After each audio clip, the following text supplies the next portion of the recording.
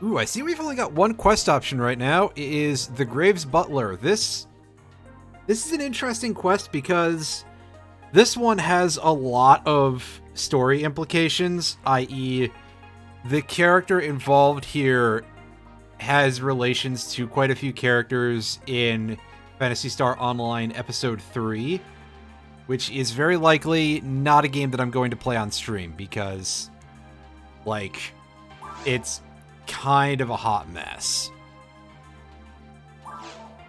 Yeah, we gotta go find Blant. What a name for that. It's...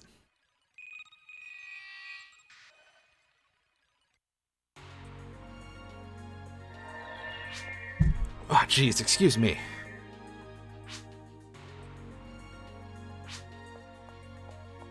Imagine being named Blant. That would be quite unfortunate. Well, we gotta help this kid find her butler. At least she's a mage, so she might be of use to us.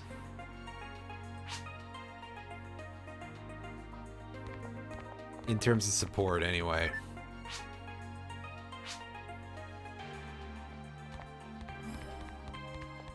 Oh, I'm sure it's fine. He probably got eaten or something. Wait. That doesn't help. Huh. So he's going in there way more armored than usual. That is very interesting indeed. Anything that I gotta do with my equipment? Nah, I think we're good. It's just that it's been a couple of days since I've touched this. So, yeah, my memory may not be as nice as it should be.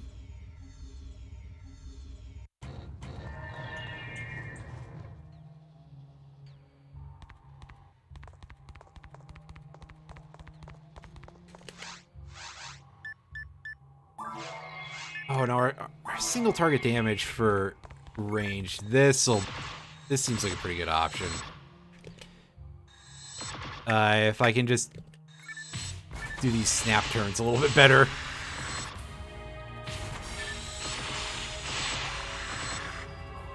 Yeah, turning can be a little bit awkward, and I feel like these just don't have a good targeting arc whatsoever. Alright, take out the big gun. Help clear out the group here. Ah, yeah, healing item. That would probably be a good idea. Good thing one just dropped right there. Because otherwise, goodness knows, I'm barely going to use the damn things. What a terrible habit to get into. I like that in PSO2, by the way, as well. Just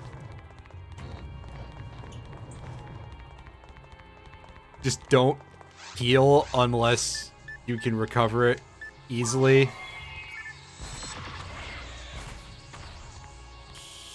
And that's one of the many reasons why I'm terrible at that game. Alongside every other one.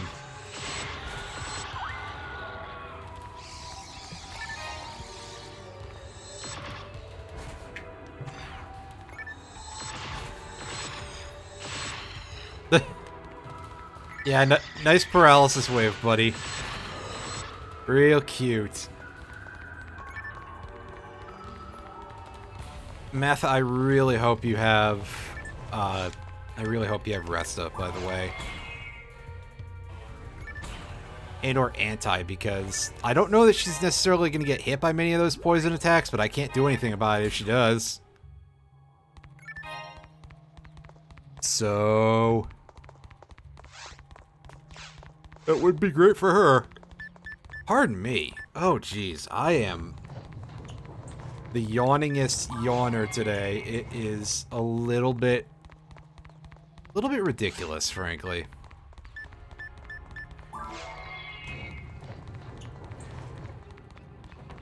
And no, I don't really have a good reason to be shuffling around weapon types like this, but I don't remember if this is the correct way either. Ah, yes, go to Dark Room, but thankfully it's a really simple one, and there's no mines to worry about. I said mines, not... It did kind of sound like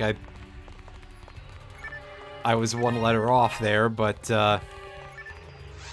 that's just because I still have interesting speech impediments. I went through speech therapy when I was younger, and I don't know that it helped. Either that or I've just gotten worse as I've gotten older. Which, same thing, really. In the end, the result is the same, and on a lot of levels, that is the main thing that matters.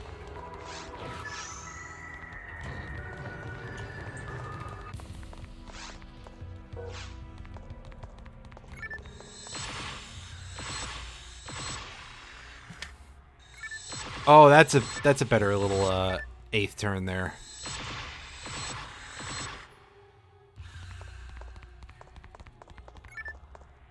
That is just going to choke up our inventory.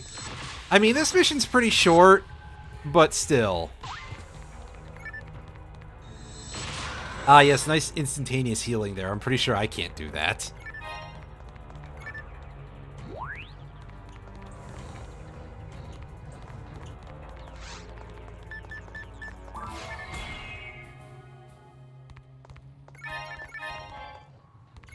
Ooh, thank you.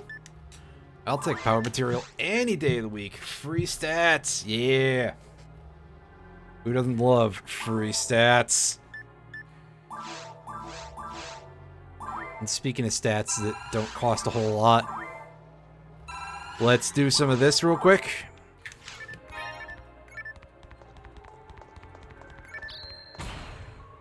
Oh hey, we got close enough for that one to ping. Neat. I guess it's bound to happen at least a couple of times. Yeah, there's another one.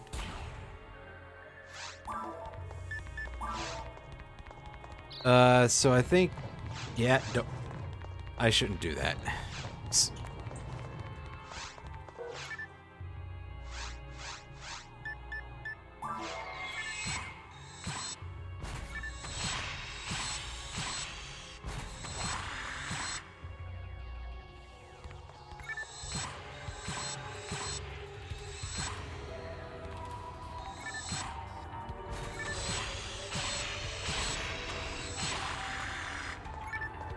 Oh, it looked for a second like she killed that thing with a physical attack. That would have been really great if so.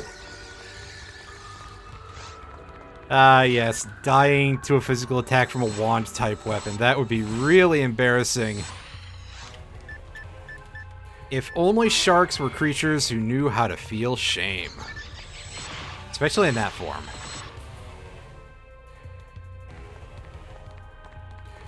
Oh. Wow, okay.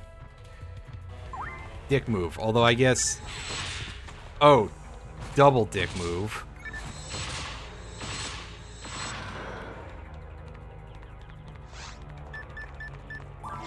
If I was a little smarter, I would heal right now. Ah, I'll be fine.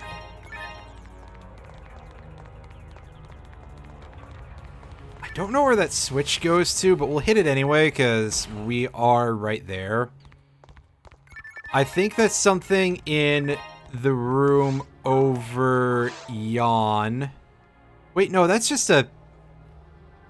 It's just a shortcut backwards. What am I talking about? Anyway, this is an interesting drop. Unfortunately, it's completely useless to us. I could have sworn that TP Restorate was something that was outside of our pay grade at this point. I got a drop of one in the normal mode mines. I'm pretty sure that's where it's like a rare drop from an enemy, so... Yeah.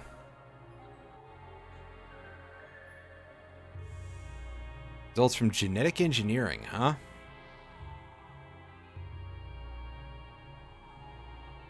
It definitely sounds like there's some weird stuff going on with the whole history of the Pioneer Project and everything, but that's not too far off from what we've known about to begin with throughout most of the game's plot of just like, oh hey, This is significantly more sinister than it sounded.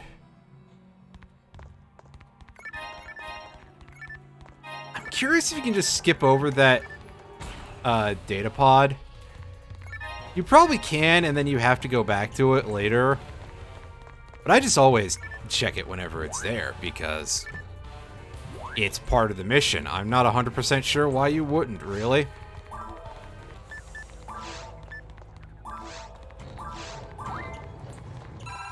Do some of this.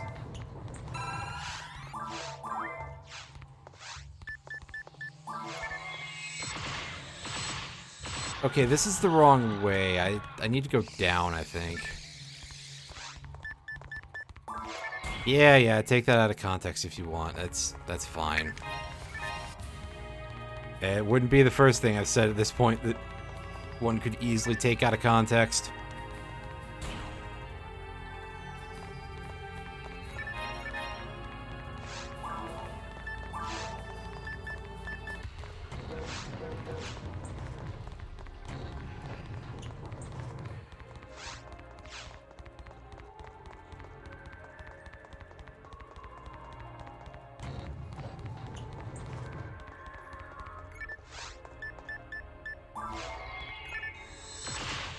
Ah, yes. Thank you for the very easy enemy there, game.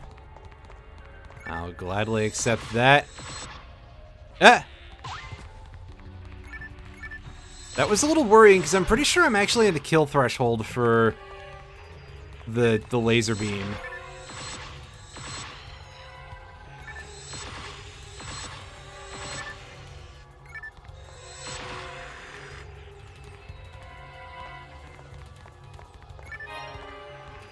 Ooh, 100 Meseta. That's honestly not a huge drop, but neat to see anyway. Just a big number.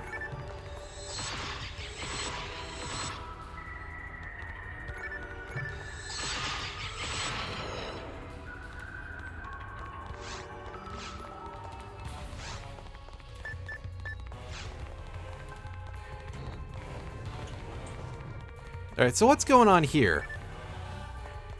Hey, you weren't supposed to be able to equip that rifle.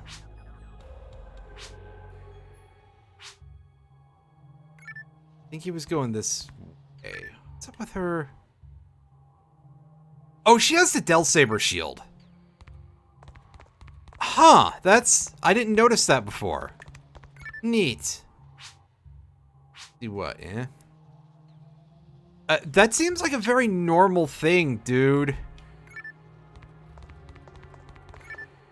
Like, at this point, I would think that message capsules would be kind of the norm in the future. Maybe it's just these, like, the messages themselves are creepy, and I guess a little bit.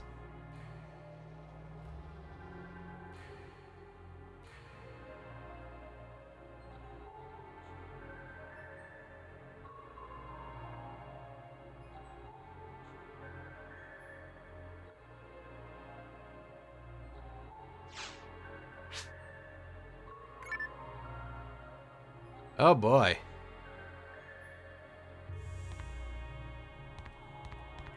I'm sure that will go well. Oh, yikes. Don't blow me up.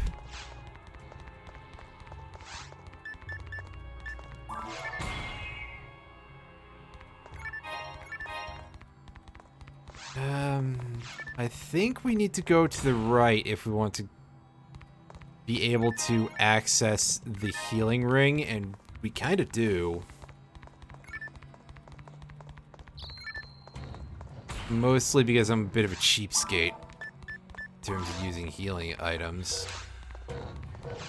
Yeah, because the exit is on the other side of that room that's split.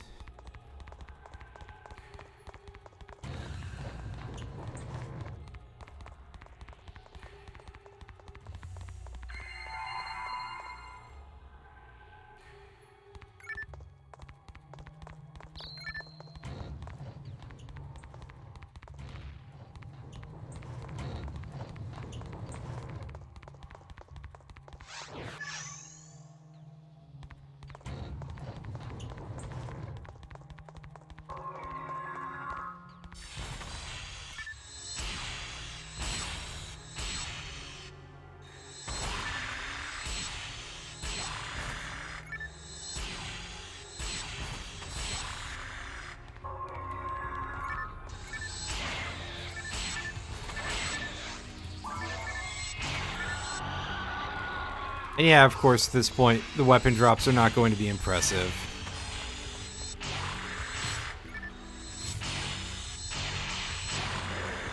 If we get rare weapon drops, rather, I will still pick those up. In fact, I'm feeling like I should not have dumped the 0%ed DB Saber that I got last time. Because thinking about it, I would love to be able to use that to show off just how much of a boost that 90% native gives. Because we are going to go back to the forest for at least one side quest. Actually two, if I recall correctly.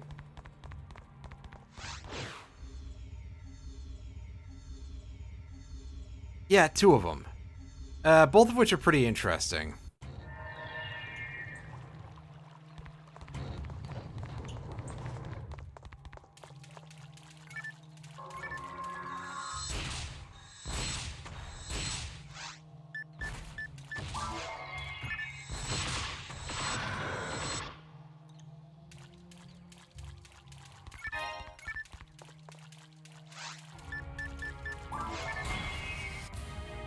And at least one of them is going to make for a little bit of a break up in the monotony of all caves all the time. Which, yeah. This is kind of the part of things where when I do a run through this campaign, this is what kind of gets me. Because, yeah, this part of things is really boring. It's also really terrible if you're one of the fleshies because you get status affected constantly. And if it's paralysis and you're solo, well, hey, enjoy blowing all your money. And or having to leave every once in a while because you just keep getting stunned so often that it becomes a problem. Wandering monsters, yeah. Yeah, this is all the same kind of stuff that we heard. Everybody keeps finding out, oh hey, this planet really, really sucks. And then they die.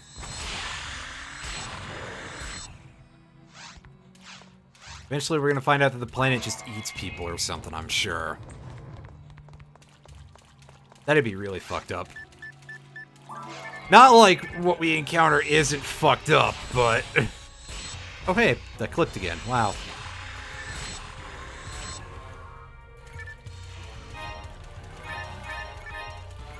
I almost feel like I gotta be careful about that word choice because it's like, hey, yeah, talking about clipping on Twitch, that means something completely different other than just your audio.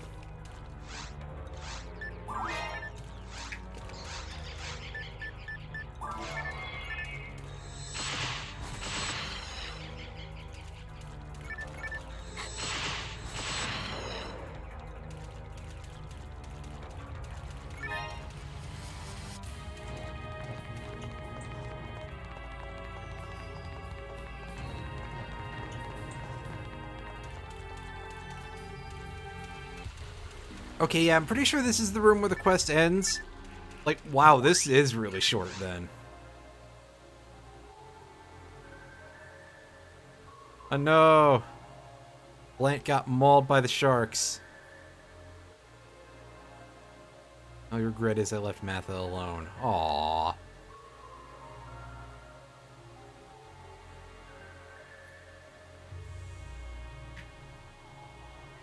It's kind of sad.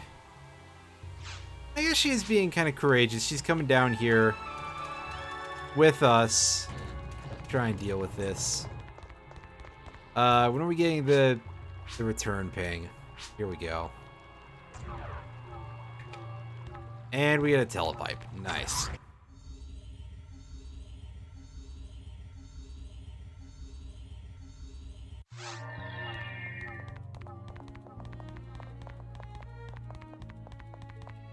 Ooh, sad music. These brackets are fucking hilarious. Oh, it's gonna be fun seeing some of the stuff on Smash TV Tournament bracket reveal night. For anybody who happens to come across this, who is unaware, Brysolf is going to be running a Super Smash TV Easy Percent speed run throughout the next couple of months. Bracket reveal starts on March 1st, I believe. Or damn close if my memory is failing me, which it probably is.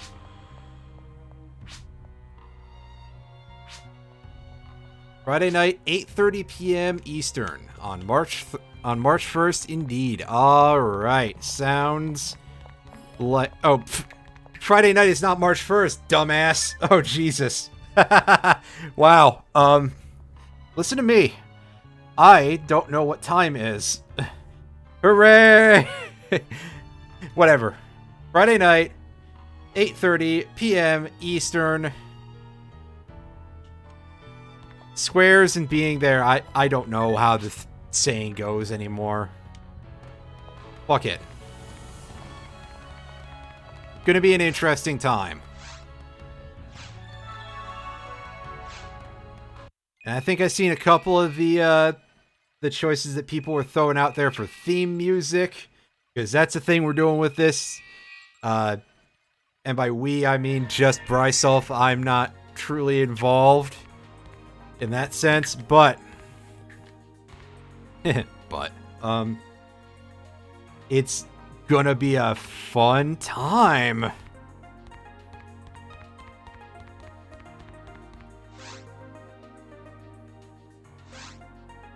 Alright, so what do we got going on here? We got 2 quest options here.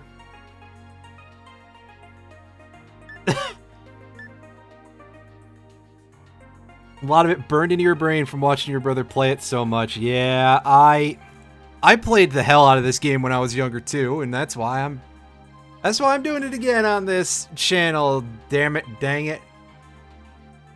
So, I'm gonna do something a little bit strange here, and I'm going to forestall. Is that the word I want? Yes, it's going to be the word I'm going to use now. I'm going to put off this quest, Waterfall Tears, until much later. Well, decently later anyway. However, we are going to embark on Soul of the Blacksmith. We are not just going to go down into the cave sewers and go fight the big Wormdingler at the end of things. As we got old buddy Oswald here.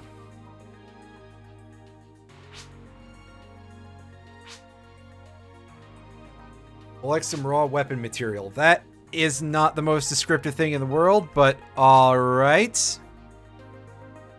Just wants to build something out of the things he doesn't know anything about. Seems completely reasonable, I think.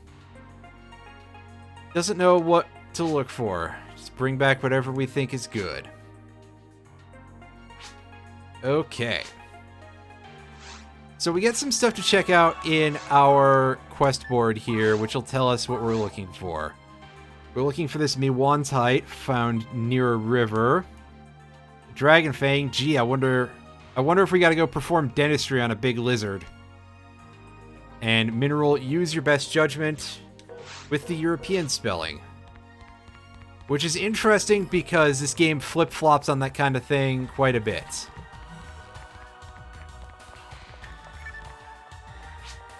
Hit that newt. Yeah, exactly.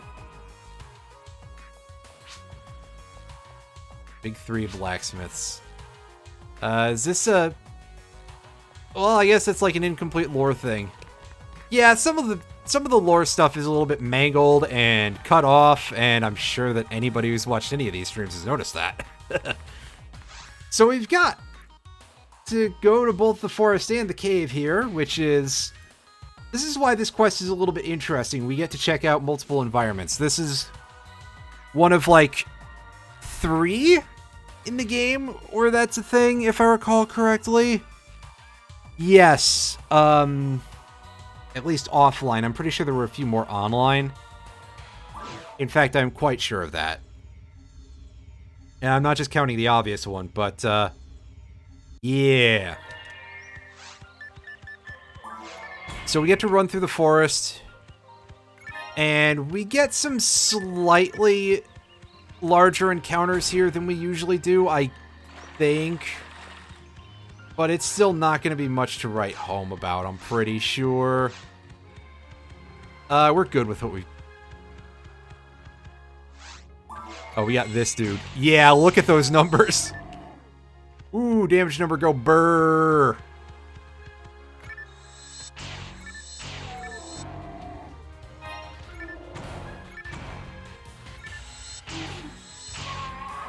I just realized I forgot to restock after that last mission. Oh, good. We leveled up and then got hit immediately afterward. Nice waste of a heal we didn't need to begin with. Ah. Beautiful. Beautiful, beautiful, beautiful. Anyway, I'm going to go back and I'm going to go restock on those monomates because...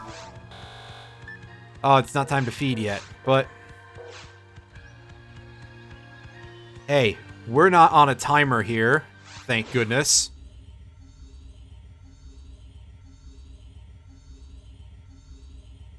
In fact, I think there's only one other mission that's timed. Oh no, there's two. No, I'm being dumb. I gotta remember Retired Hunter. I remember just slamming into the first, like, 5 rooms of that over and over in...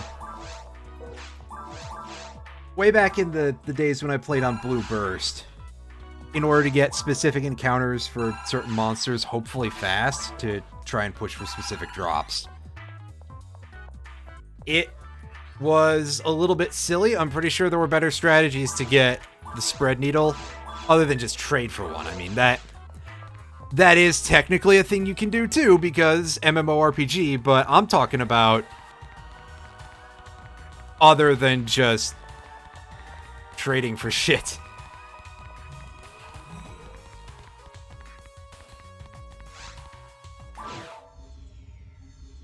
Oh, nice. Yeah, so I got the stupidest possible number I think that I've ever seen on any any drop, just without any of the upgrades from episode 2. Take a look at that. This thing dropped untacked at 80%, and I pushed it all the way up to 90. Just speaking of the stupid numbers, like, wow. I have never seen a number on a drop that high. Usually, like, the highest I see is like a 55 or something, which, to be fair, after you start getting to a certain point, a lot of that stuff starts falling off. Unfortunately, I've never had any of those crazy numbers on hit percentage, because that's where people start getting nuts about that kind of thing. Is I've seen people get some of those and it's like, yeah, that's absolutely absurd. If only that luck could have helped you on, like, a lottery ticket or something, right? But yeah. What else have we got over here? We got... So maybe I was wrong what I was saying earlier. We're not exactly encountering the most impressive encounters anybody has ever seen here.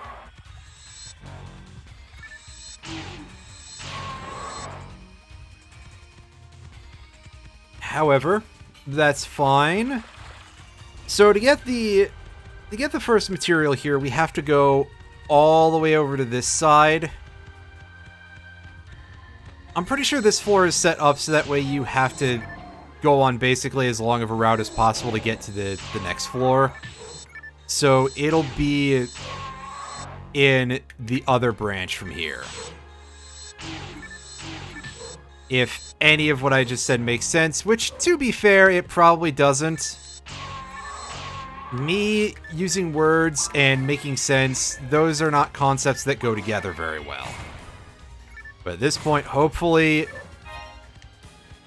people have learned to either love or put up with my mushmouth insanity decently well.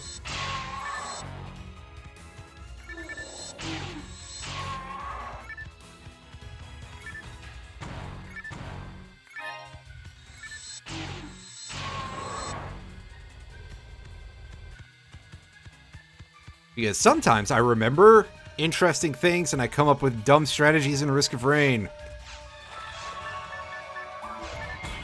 I'm actually kind of sad that that engineer purity thing was not as good as I thought it would be when I read about that.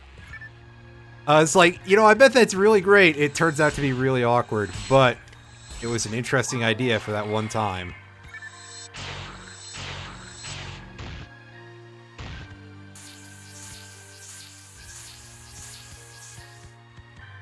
Nice little combo there.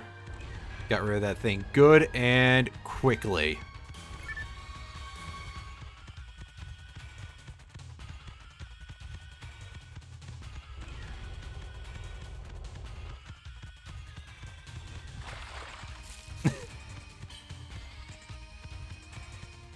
Yeah, pretty much. Wish you weren't so fucking awkward, Angie, bud. Oh, hey, look, we could have just come over here and gotten the rock. Not that, the rock. Alright, honestly, I don't even need to farm those things for drops. They're just gonna drop the Rappy Wings, and I don't remember how to convert those into an actual weapon. But hey, why not shoot it again, right? Yeah! Yeah, those are the dudes. Those are the fuckers.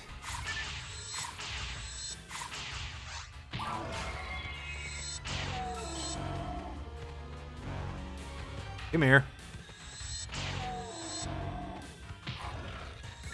We're taking a good amount of damage, and that's partially because I am not following these guys' movements too well.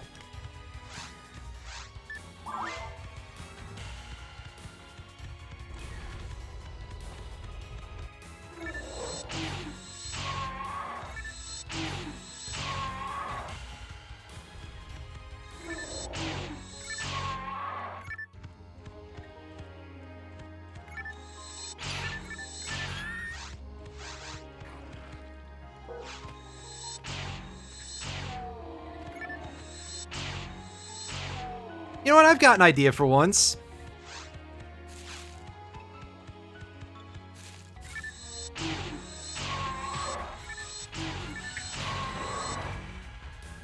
Alright, that should have cooked long enough. Yeah. Yeah, our landmine was set up for long enough.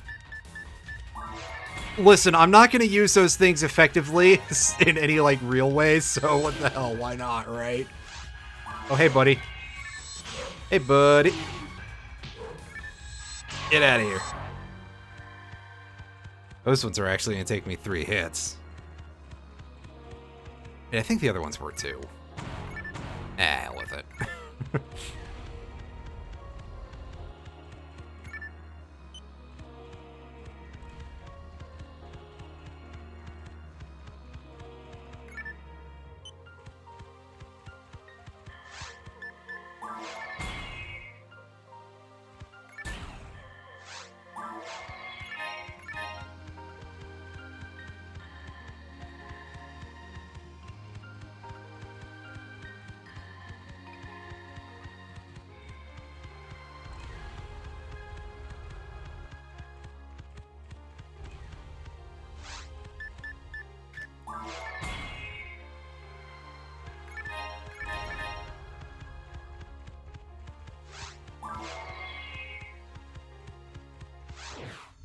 Alright. Now, on we go to our second floor here. We don't have to look for anything here except for access to the next stage to go and fight the dragon. But along the way, let's pick up a little bit of cash.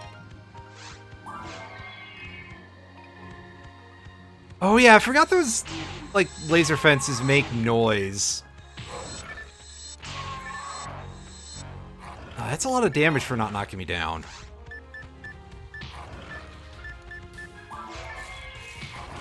Yikes. I'm getting surrounded. Oh, I think it's because I got hit twice there. And neither hit knocked me down. Well, there we go, I'm dead. I haven't been keeping a good death counter, but that was some scrub shit on my part. I should have gone into the menu. Because I was trying to dislodge from that, go back to the heal ring. And it didn't go over super well. But I want the shotgun here because it has the area of effect that I'm looking for. Even though I'd probably be doing more damage with the cutter, using the shot should...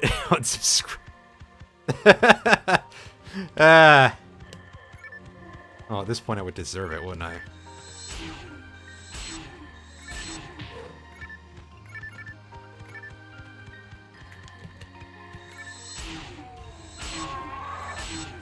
Alright, well, I will see you later. If I don't see you before Friday, I'll see you on Friday. It could suck itself. So is there more, are you saying that there's more Radiant Dawn in the future? Because I know I haven't been commenting a lot on Radiant Dawn, but I have been enjoying watching it. Certainly enjoying watching it more than I would enjoy playing it. Oh, sweet. But yeah, you've also got to do setup stuff for bracket night. So that's probably got to involve setting up a couple of video clips to just show instead of just layering stuff in OBS, which even that takes a while.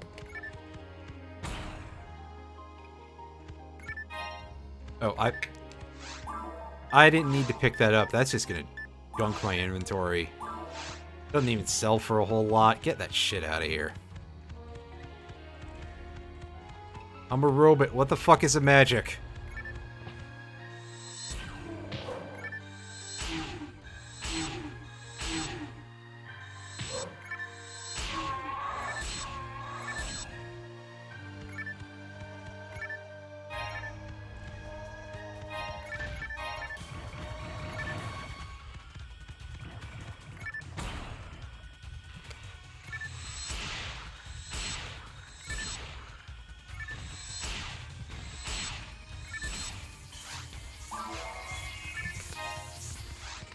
Ooh, defense material. If we're in the point where nothing is knocking us down, it would probably be a good idea to buff that defense up more, so that way we don't get comboed by certain attacks the way we do.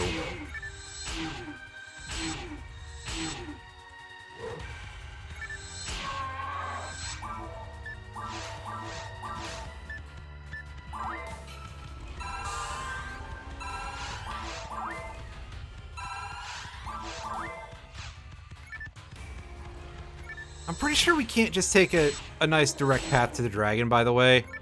The way we did earlier, going to the southeast corner of the map. Hey, this time I remembered what compass directions were. Also, I can't see shit. What a nice place to be fighting from.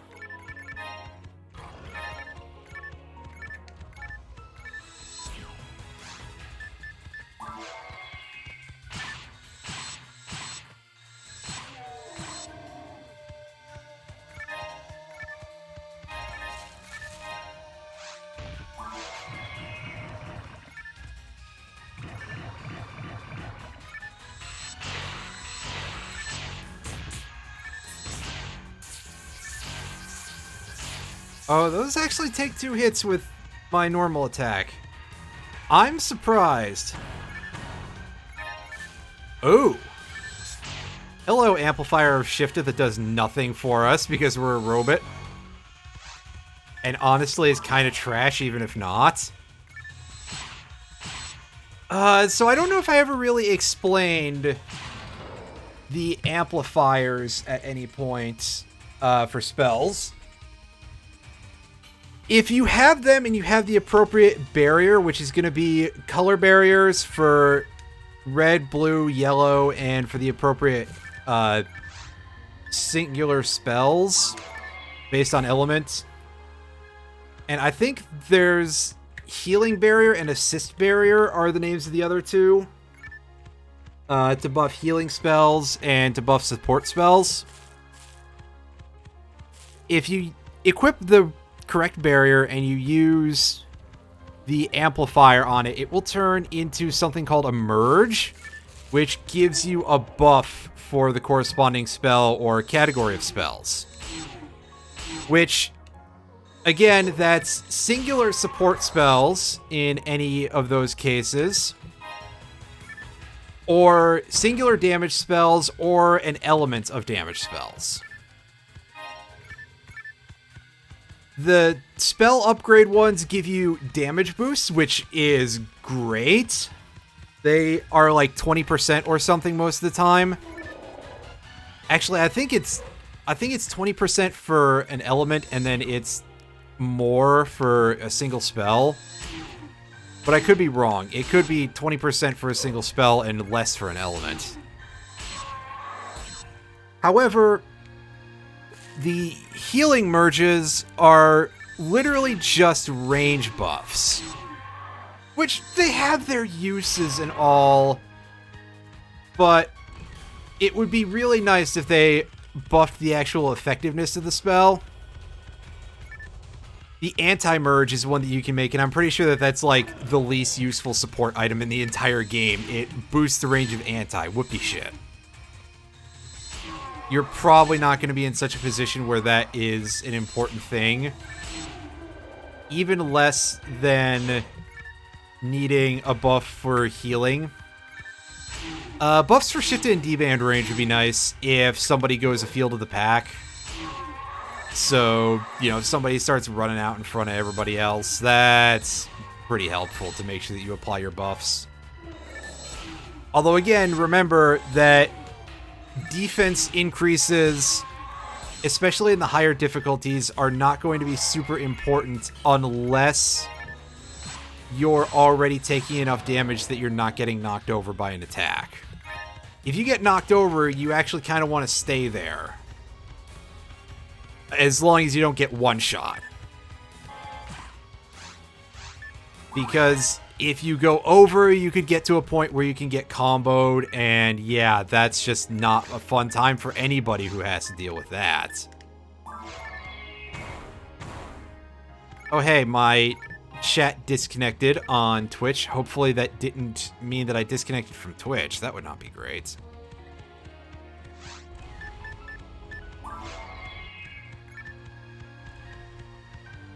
Oh. Oh, they got backup. They're like, oh, what? You thought it was just some rappies?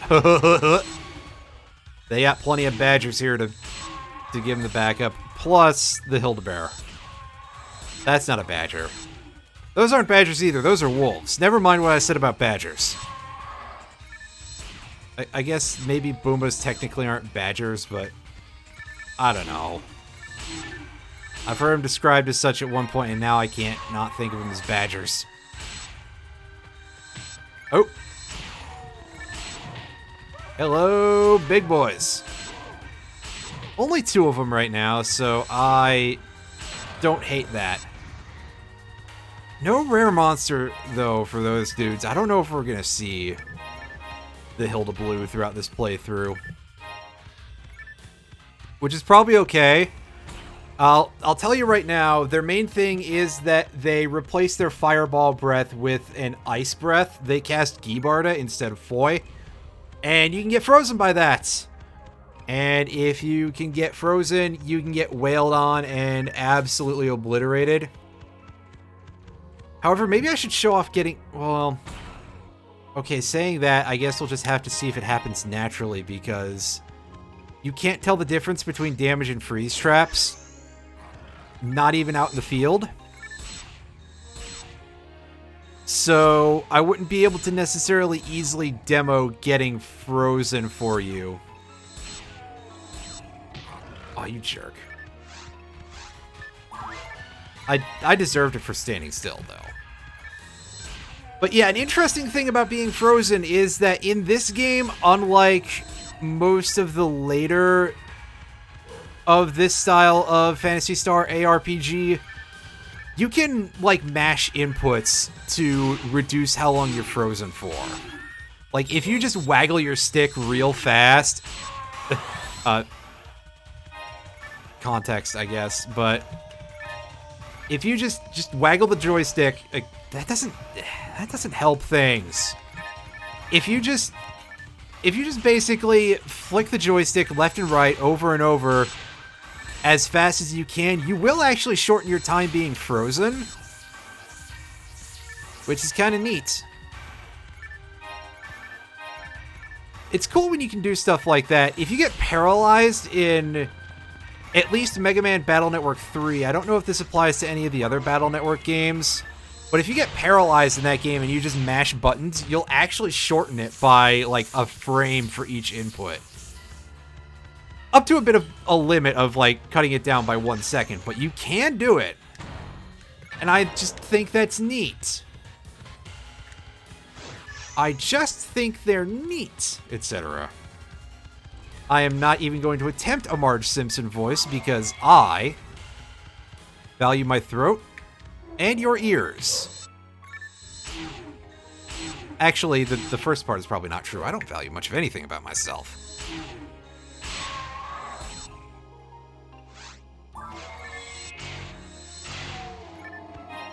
Nice. Oh.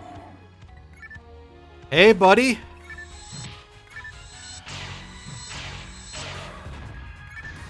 Ooh. Can we equip that? No, we can't. Are we stat limited, or is that... Yeah, 475 we need to equip this.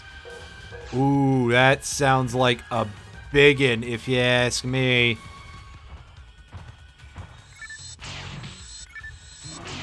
I'm going to guess that that is a Disca of Liberator. That is probably a rare slicer type weapon.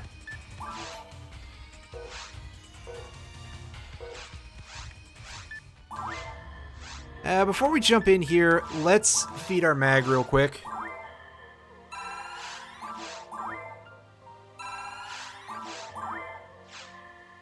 Alright. It's go time. Let's go wrestle a dragon real quick here. Did we get a buff? I didn't hear the buff go off, so I think we're popping our Photon Blast immediately. Yes. We sure are.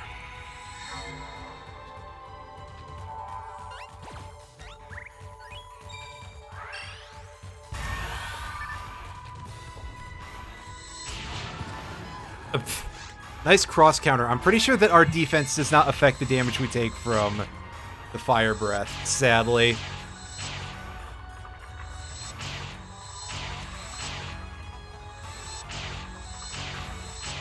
No dice there.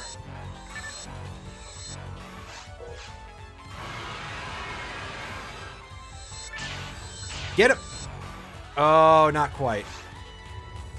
And I am quite confident that we're not going to have range on this thing. Yeah. We seriously need a rifle weapon if we want to do that.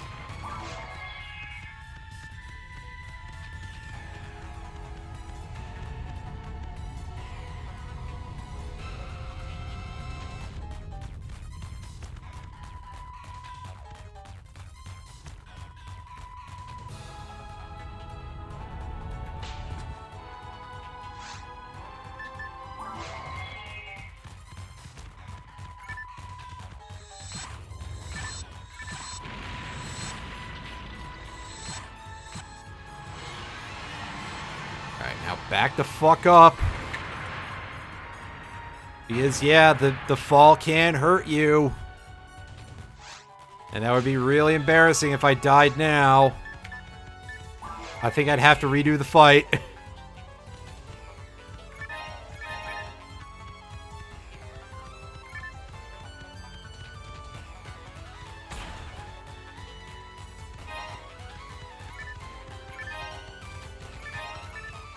Plans on playing online. Not on the GameCube. If I do anything online, I will be rolling up a new character on one of the private servers for Blue Burst, because pretty much just because that has more content.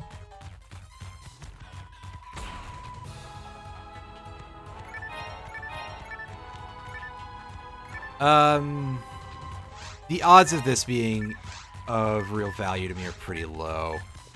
Yeah, that just has straight zeros across the board. So honestly, I can probably just dump that.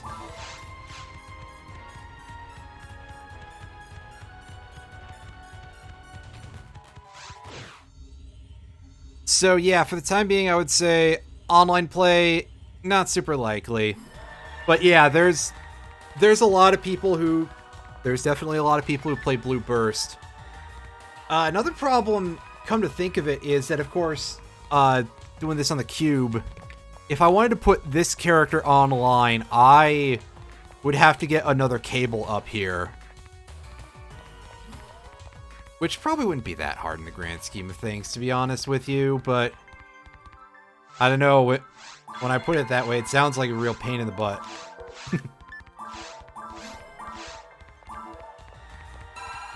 Well, yeah, that is true. I could play it on Dolphin. It would, again, just be rolling up another character, though, as this is on hardware. This particular character, anyway. But that is a good point. I suppose I could do that on Dolphin. Anyhow, we're going to do something with this quest that I believe I have never done before, in that we are going all the way for the Cave 3 material.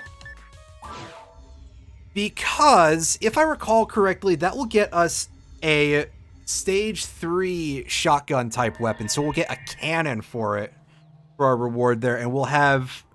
That should be a pretty sizable damage upgrade compared to this thing. And I mean, we'll be losing out on a good chunk of accuracy, but I think we'll be able to get away with it at this point. Give me just a second here. This room's getting a little warm.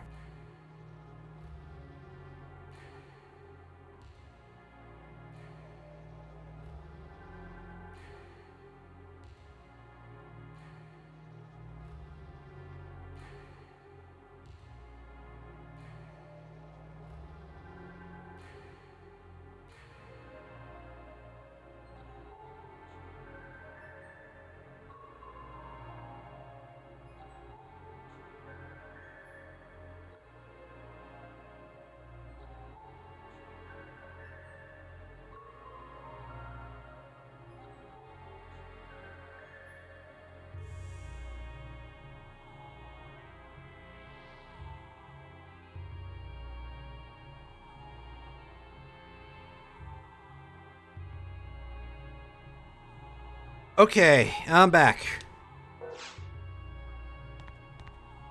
What do we got in store for us in terms of encounters here? I actually don't remember. Usually I get to this part and I go, wow, this mission is real long. I'm gonna take the short way through this. Because typically the rewards for this mission don't usually seem worth it, although if what I've read is correct, the rewards are actually the same through normal, hard, and very hard. Which means that if you go through this and you basically do the entire cave dungeon, which I'm pretty sure is what would be entailed in getting the material in Cave 3. I mean, obviously you have to go through all of 1 and 2. But I would assume that it's pretty deep into the dungeon here. You would be able to get hold of a pretty damn strong weapon pretty early on, regardless of what class you are. I'm actually going to go and I'm going to take a couple of seconds here, and by a couple of seconds, I probably mean more like a couple of minutes, to go look and see if I can pull that info up out of ye olde PSO world here.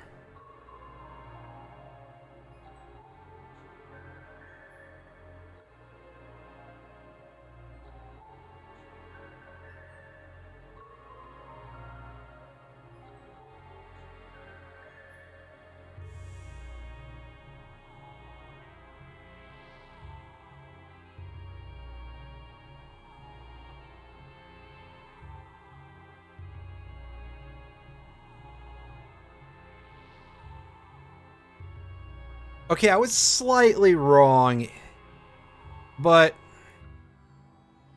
if you're in normal or hard, again, if this information is to be taken as accurate, which honestly, the way these weapon levels are scaled up, I'm thinking that something is a little bit funky here. Because if we go get the blue material from all the way in Caves 3, this guide is suggesting that we can pick up a cannon for our range class with Havoc as the ability, which is pretty strong, but not so much coming off of the reduction for 5 targets on a cannon. And even then, confusion abilities are not really well regarded.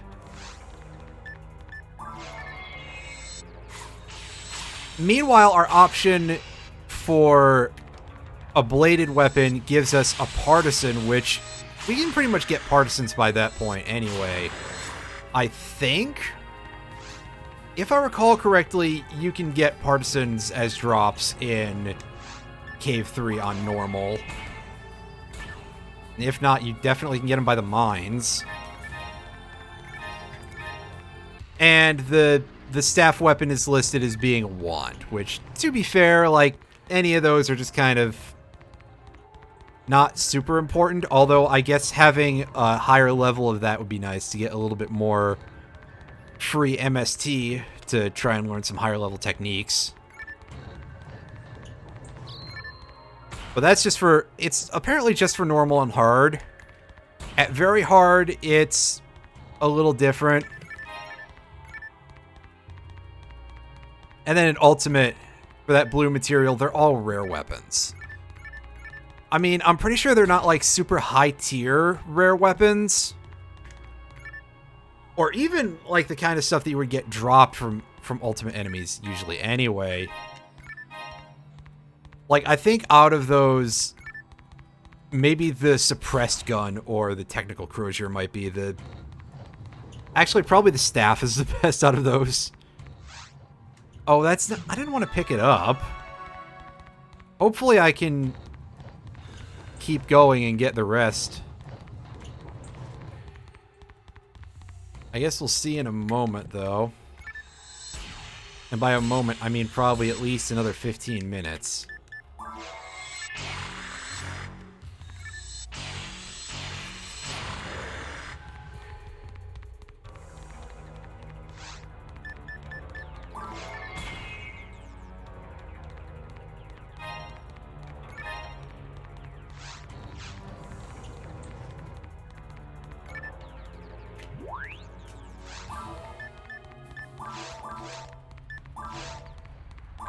The other thing about going online is that it probably would not immediately follow this playthrough.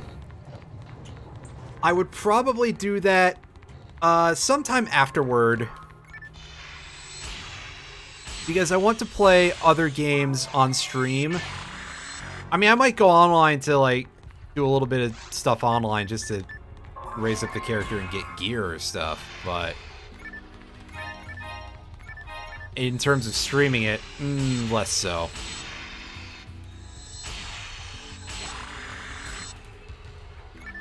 But I know that there's plenty of online exclusive content that would be worth exploring. So I do want to do that. Again, especially, I think I mentioned this earlier, but I do have like a couple of projects over on my YouTube channel that I want to work on related to the Phantasy Star series, and by a couple, I mean pretty much just the one at the moment, but hey, who knows if that'll change. So I gotta probably look into going online. I definitely need to do online stuff with this game again at some point. There's no probably about it, jeez. Oh, good, we got a pan arms here, so I'm gonna be, at the... Well, it's laid out in a really easy way. I don't have to worry about that. I was like, good, I'm going to be sinking a million shots off of the dim lock gun trying to get the kill. And it's never going to happen. But no, we don't have to worry about that. yeah, so digging into the online content is going to be a thing I definitely have to do for that. I've been meaning to look into going online on Phantasy Star Universe as well, because there's there's a private server for that. And I think it's a game that plays well. I'm not always concerned about a lot.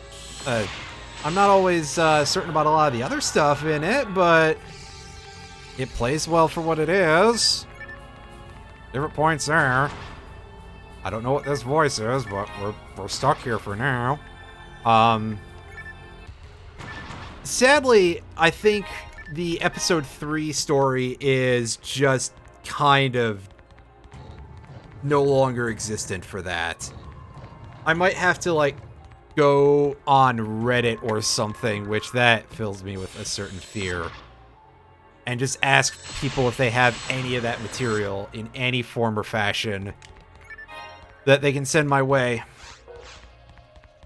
Or if perhaps that's actually available on said private server. I don't believe it is, though.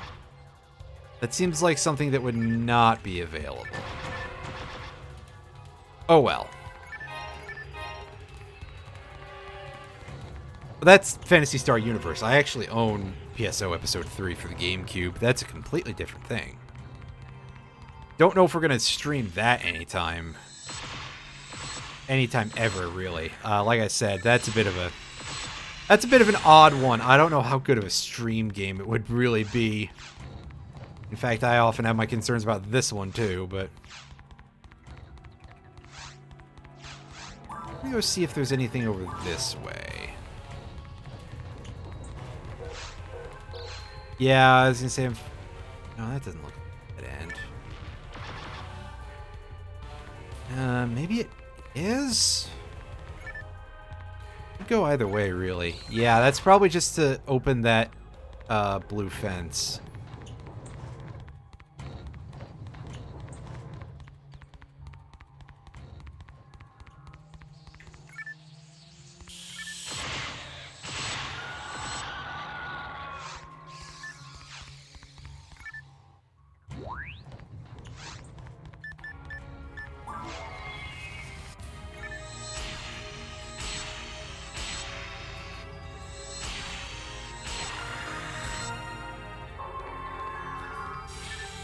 Nice.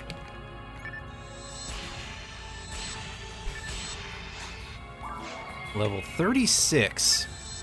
I believe that armor upgrade we have is one we can equip at level 39. So we're still a little ways off from that, to say the least, but hey, that's something we can look forward to in our future. Good old digging for 4-slot armors to equip. I'm pretty sure every time I've played Blue Burst for any real period of time, it seems like it's been easier to get those. I don't know if those drop rates are just buffed on a lot of the private servers or what. I wouldn't be surprised if they were.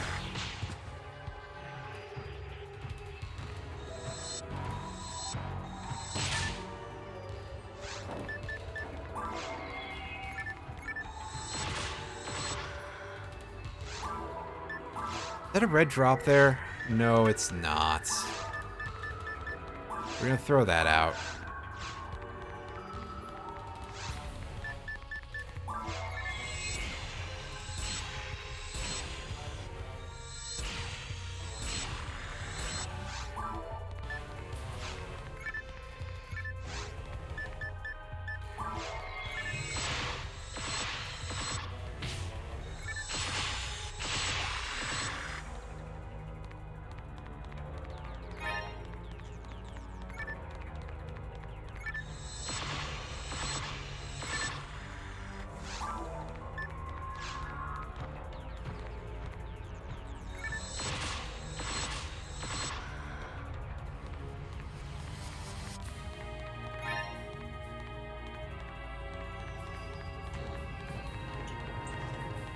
Alright, reset the room real quick. Let's feed our mag.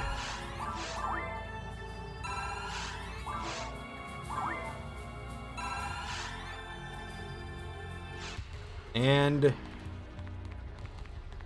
time. Take out these evil sharks. I gotta go right, then I gotta go left, right? That wasn't the direction that I was referring to that second time.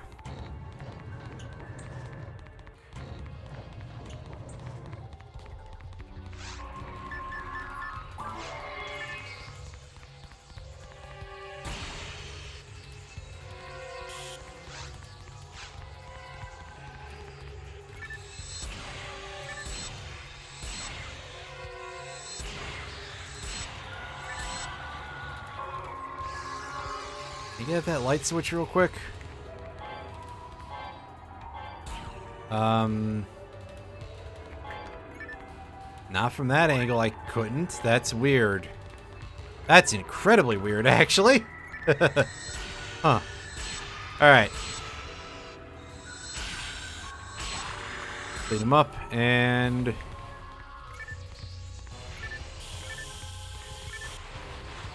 Ah, fuck me running. Oh, I'm so dead. Oh, boy. That... Oh, thank goodness. I've still got those, like, 800 million scape dolls. And that's just the ones that dropped today.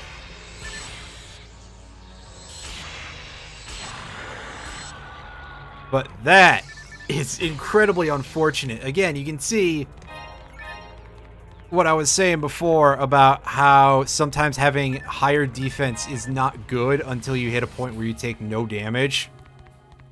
If I had just taken enough damage to get knocked down by one of those attacks, I would have been safe.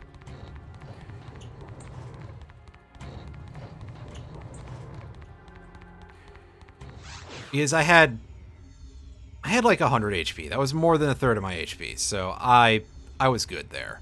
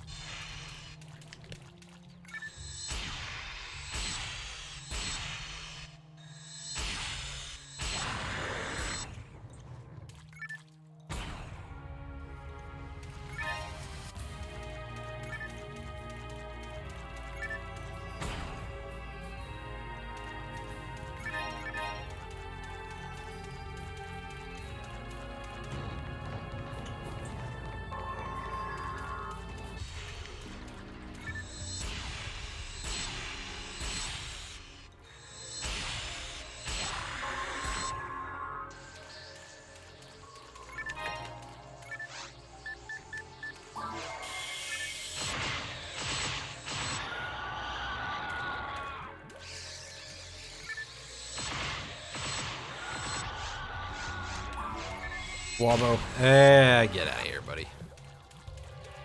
Or at least get closer to getting out of here, buddy.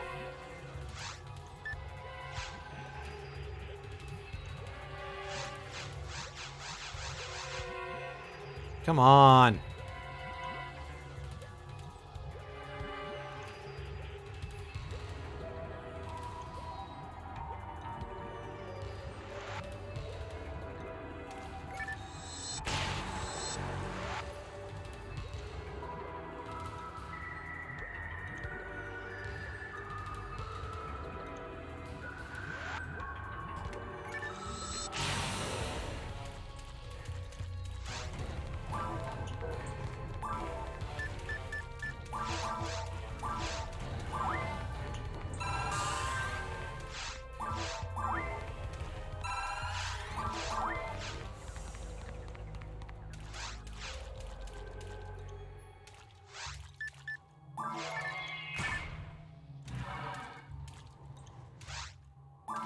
All right.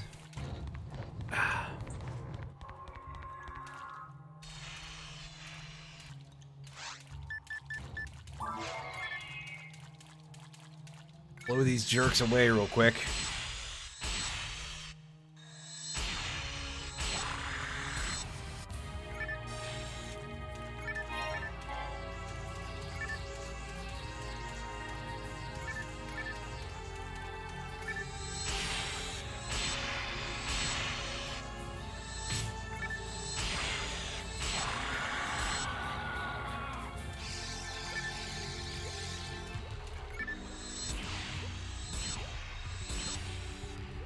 Assault might be of some value depending on what percents it has. I'll have a quick look at it. Oh, it's not. Well, shit.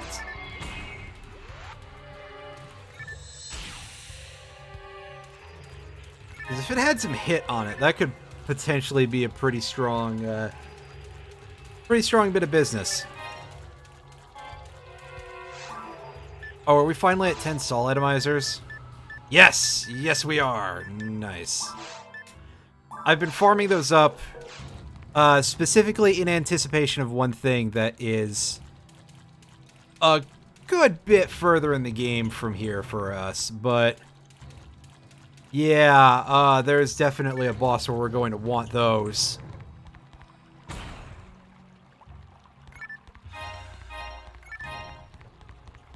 Because it's only the non-volatile status effects we can't be hit by being a robot. A robot.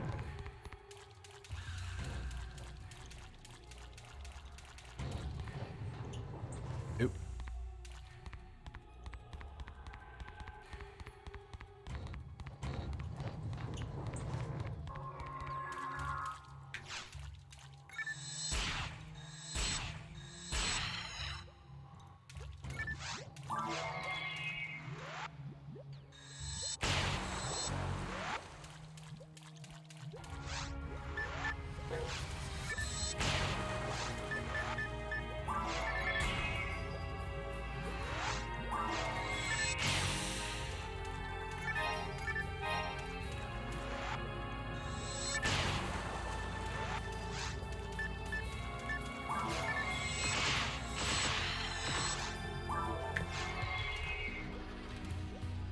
Come on.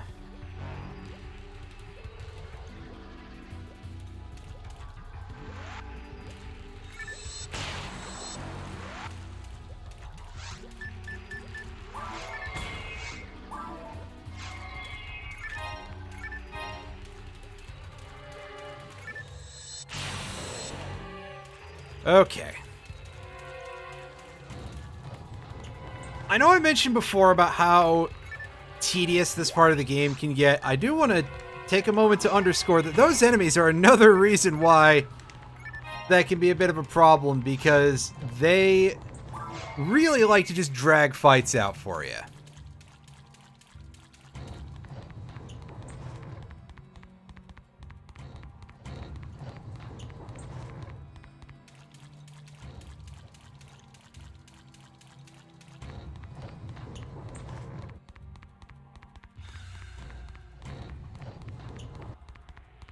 Alright, so here we've got another mineral. Can we,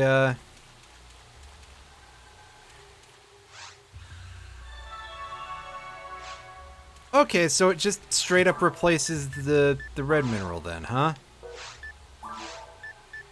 Interesting. Again, this is not really something I've ever done before, so I didn't actually know that that's what happened.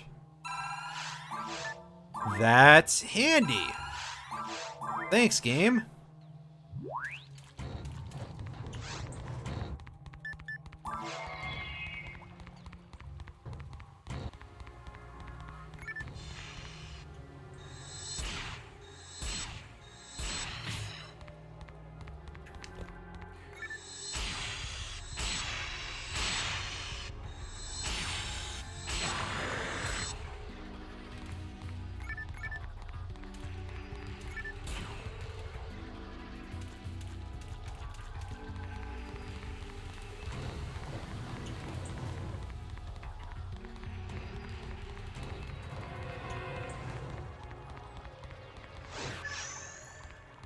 Take that teleporter.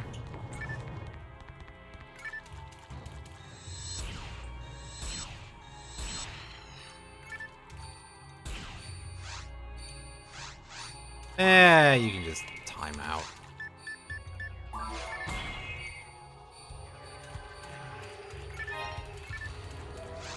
It's not like we lose the EXP or anything.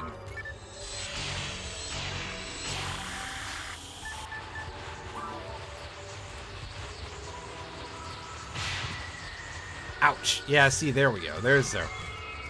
There's that hit that knocks us over. There's the crit that we needed to take, but wanted to take earlier.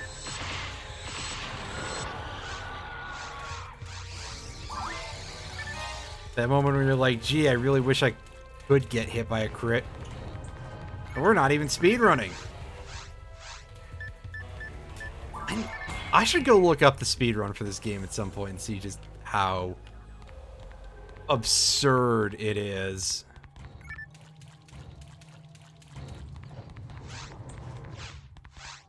Because again, I'm pretty sure that it's like 6 hours or so. That's got to be pretty nutty, because like you've got to be operating at a pretty at fairly low levels for a large part of the game. Anyhow, I'm gonna go and restock on monomates in order to have more mag feed and stuff.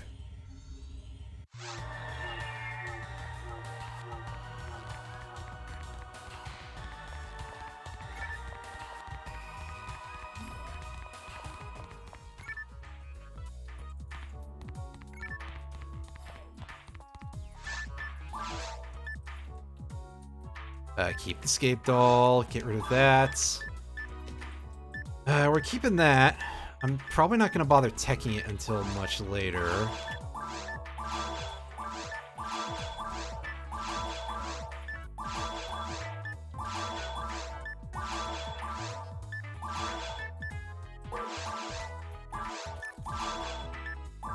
These...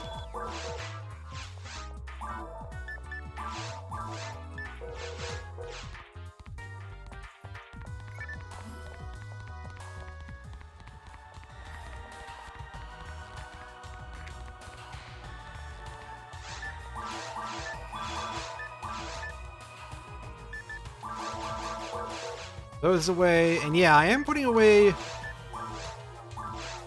the scape doll despite my propensity for dying.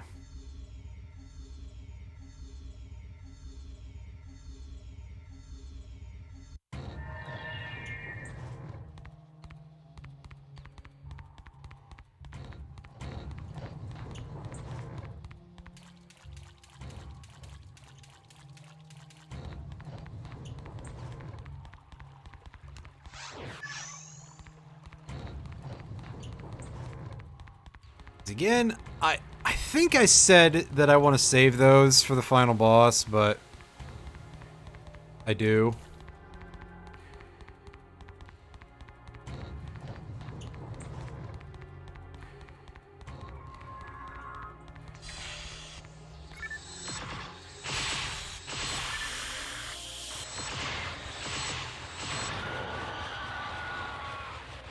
Because, yeah, the final boss has some downright dirty attacks that could potentially screw us over pretty badly. And that wouldn't be fun. No one wants to get killed by something as stupid as some of those.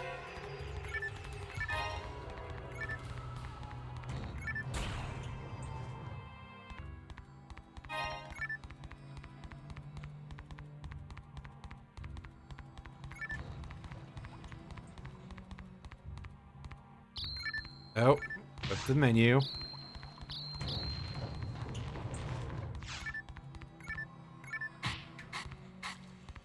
Sorry, I was checking a message. I didn't think through, hey, yeah, there's gonna be something going on in this hallway, probably. Ah, hell. Unstun me. Oh, don't. You are kidding me! Really? It got me from there. Okay. I couldn't even see it drawing the effect on the ground. That sucks. Game's like, oh, put away the fucking scape doll, will ya, you dumbass? Oh, man. Oh, that dog shit. I'm not happy about that. I don't know if you could tell. Like, okay, usually I'll take the deaths in stride, but that... Ugh.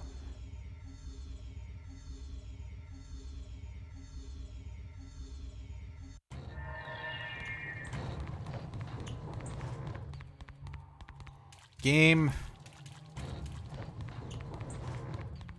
Just so mean.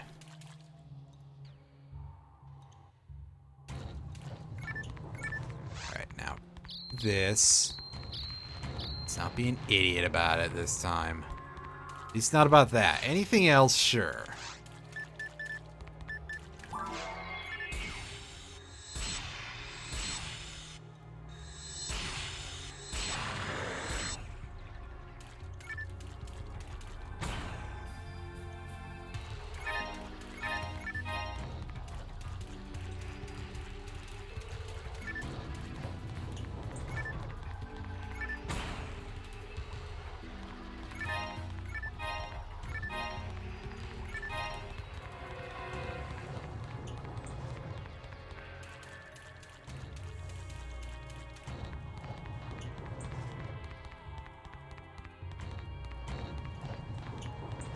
And yeah, there was like nothing over.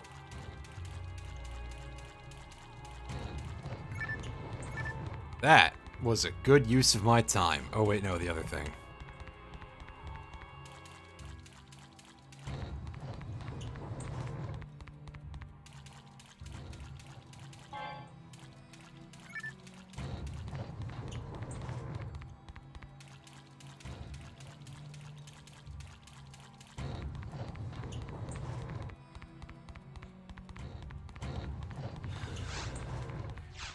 Excuse me.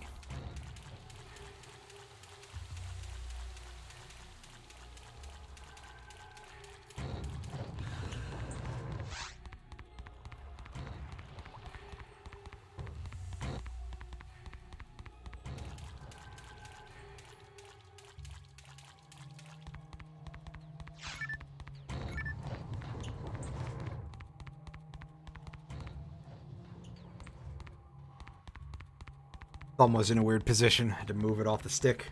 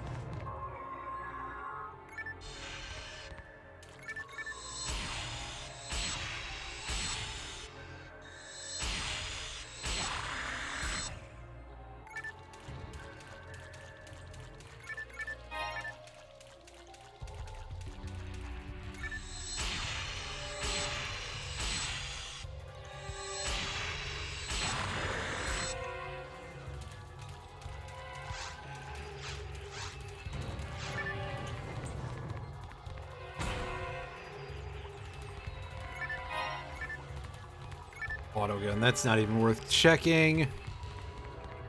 And all this for that.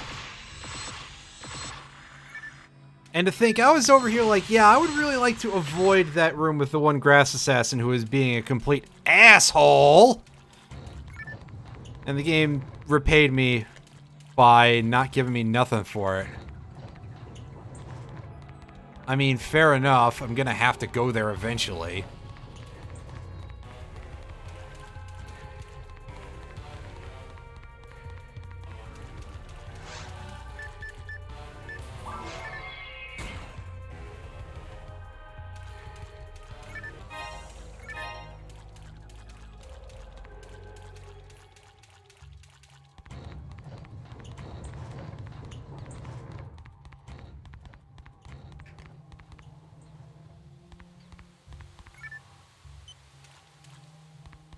I don't think there's any reason for us to go in there. But technically we could now if we wish to.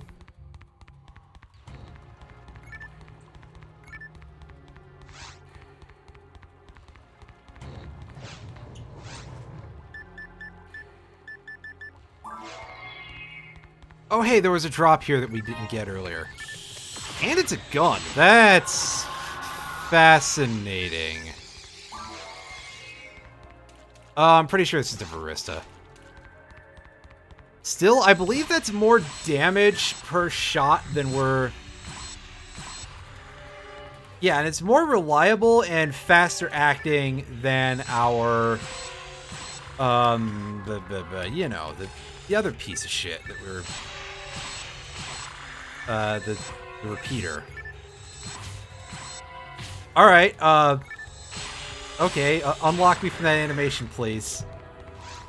The animation lock in this can get a little bit harsh, as you can see from that.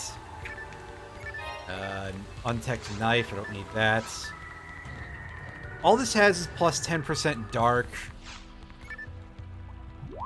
Frankly, that's not really even worth teching. I'm pretty sure Varista's special is the tier 2 paralysis move, so the odds of us ever even landing that are just fucking all. As I stand up to a whole 100 ATP higher. In fact, let's... Yeah, see, nothing out of that combo.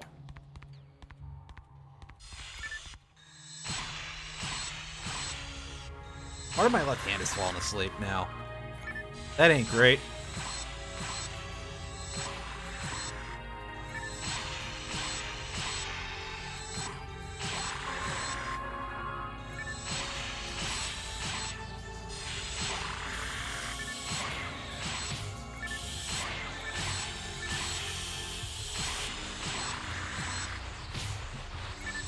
Oh boy, that was almost about to be another really embarrassing death, but I thought I had the angle before, so that's why I didn't try to do anything better there.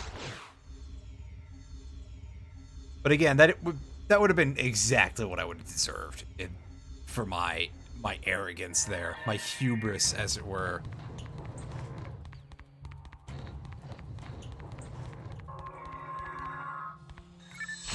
Ooh, we got a big group in here. Oh, you know how we're actually supposed to take care of big groups? Well, maybe you don't, but we'll give it a shot anyway.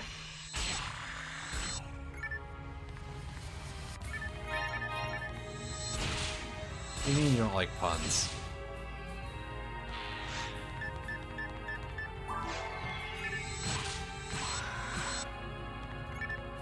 If that's the case, why are you still watching this stream? Jeez.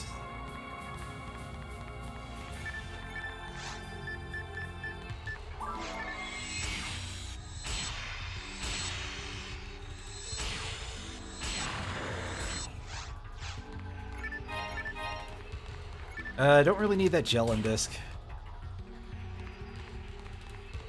It's probably fine, because I'm sure we'll find something to...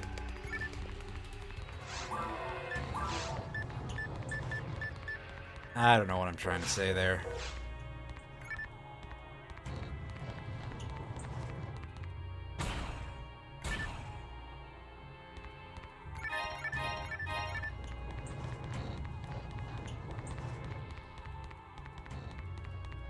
Cutter with no abilities, no percents. That's really not worth my time. No reason to press that, except that it just... Oh, 1 second. Except that it just seems like the thing to do. It satisfies me a little bit.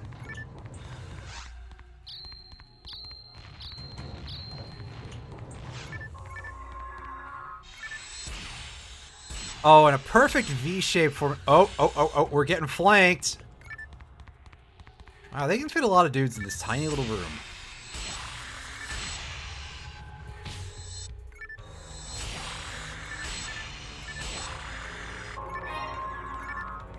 Cutter. Yeah, who cares about that?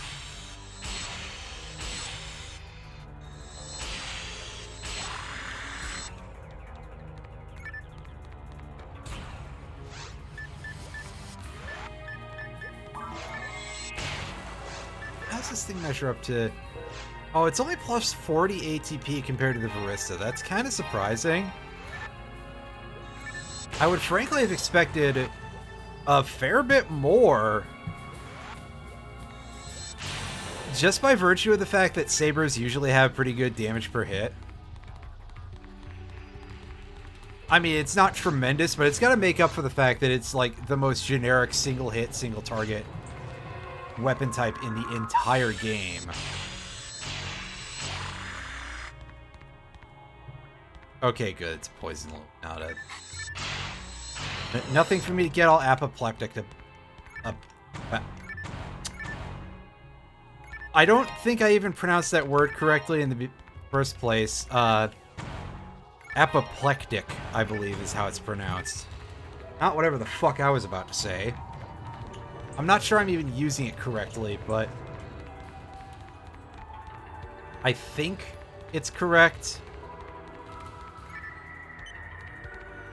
Oh yeah, healing trap, healing trap. Oh! No, that's just two other traps stacked. That's not a healing trap. I've been debated. Please clap. Well, I'll clap alright with bullets. Or something, I don't know. That sounds like an American enough phrase. I'll clap with bullets. Yeah. And yeah, clearly the blaster is not going to be our good DPS weapon here compared to the Varista. It's got... What's that? Yeah, it just barely outdoes the lock gun, really. I mean, better accuracy. That's cool. But... Oh, this raises our evasion by 10? Huh. That's weird. And kinda useless because evasion scaling is garbo.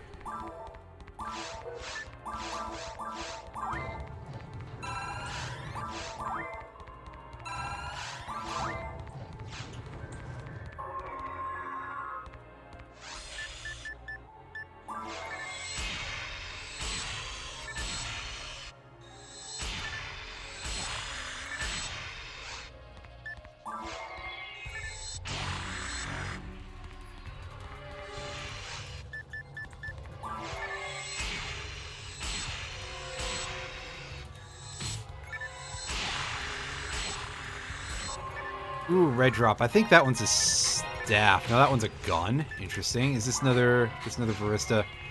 Oh, no, this is...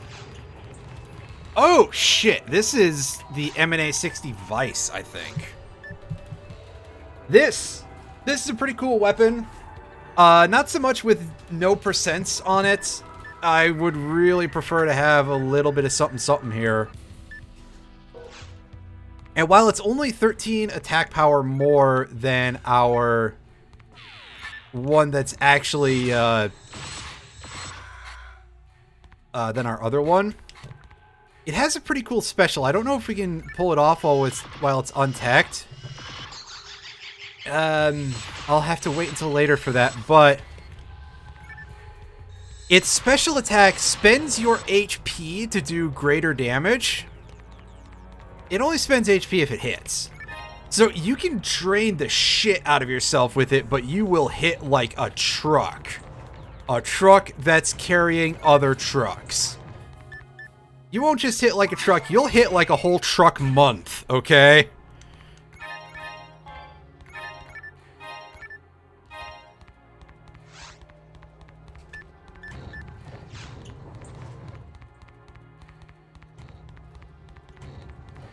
I'm actually just going to sit on that one for a bit because I'm actually proud of that phrase. One of the very few things that I've said recently that has been vaguely, like, funny incoherent instead of just sad incoherent. Starting to wonder if I'm having problems too. Alright. We got... It's 5 dudes. Okay.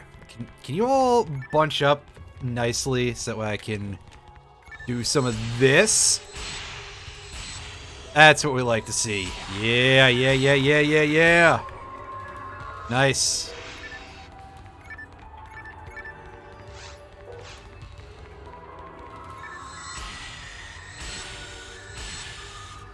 All right, we're getting these kind of staggered like sub waves here.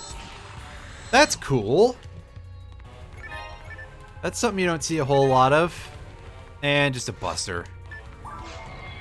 That's not an impressive piece of equipment at this point. And by now, I would kind of assume if we're getting all the other purple tier weapons, that the game would just be like, okay, we're gonna spawn a Palash here, which would be the red tier sword. Ow. That was rude. I think I knew I was going to say something like, not to be confused with the red sword, which is a completely different weapon.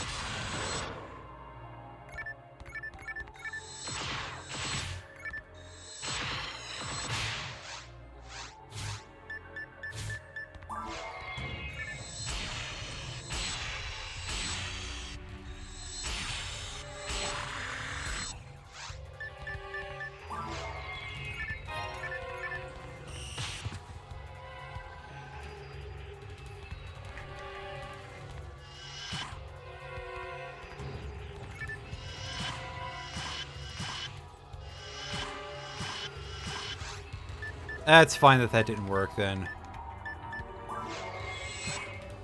Krista. Hit 3 shots for each of these and they're down. Nice. That health it. We'll use a healing item. I need to not be such a tight ass about these things. And see, we were rewarded with a replacement immediately.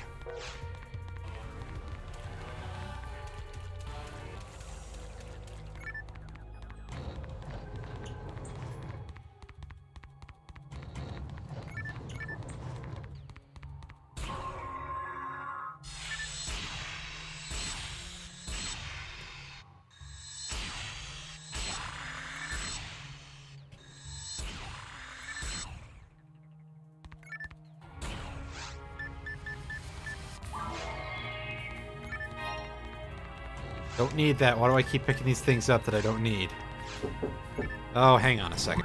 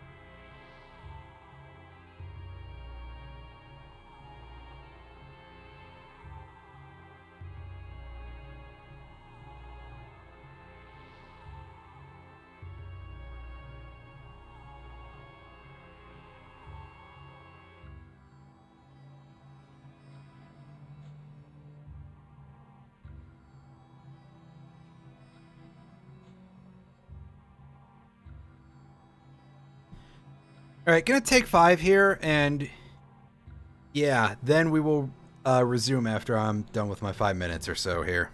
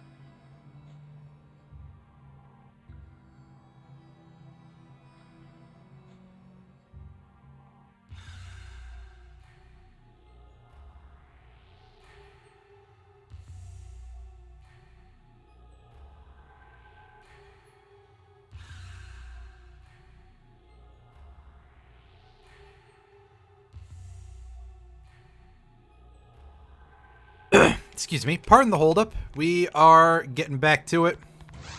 This is where we were going, right? No, it's the other way. Is it?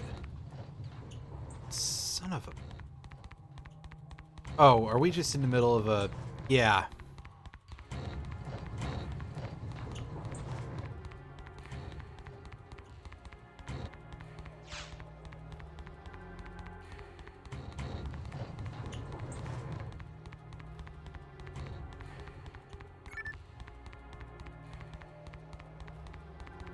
That was just the end of the loop. Or I guess more of like the seal of the loop, whatever.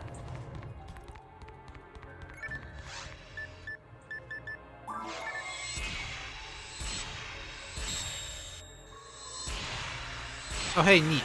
We're probably not going to need that.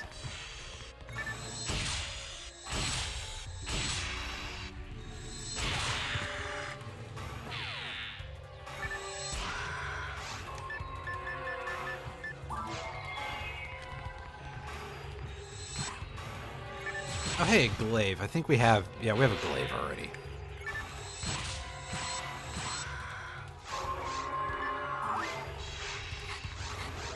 Already glaving. Wait. That's a pretty terrible joke, even by my standards.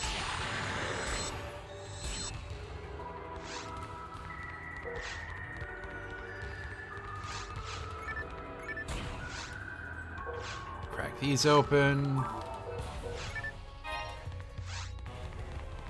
Can I remember where my thing is? Yeah, there we go.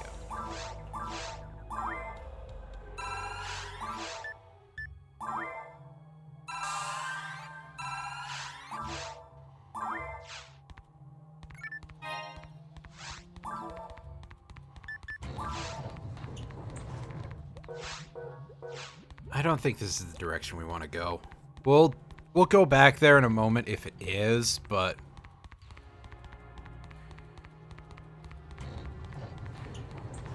Until then...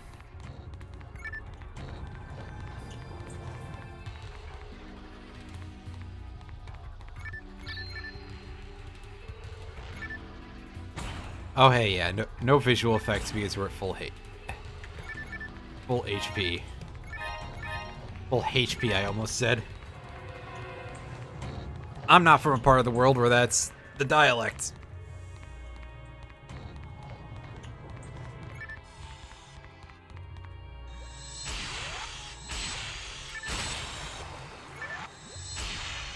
A split.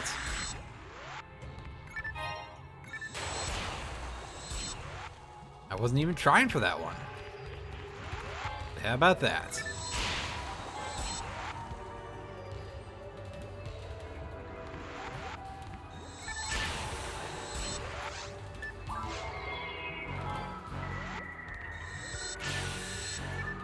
Alright, I guess we do want to go that way.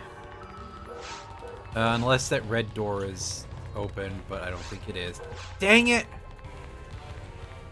We got back just in time to see them reconstitute. Oh, nice. Thank you for the support, Pan Arms. You don't completely suck, just mostly. Ow. They weren't amused by that statement. They want their agent.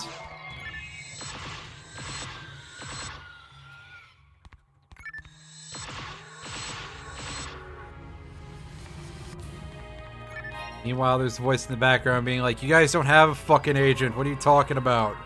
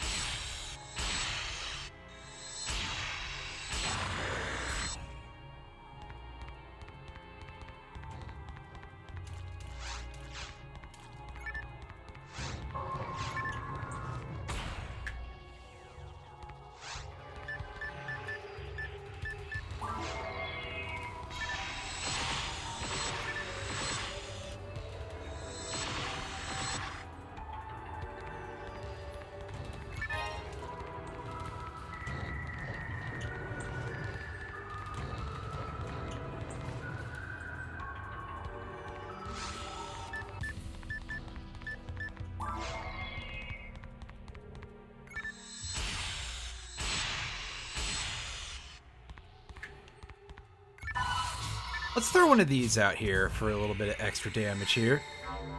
Speaking of dolphin, oh, that statement was a while ago. Probably about an hour now. Nice! 800 damage. That's pretty good.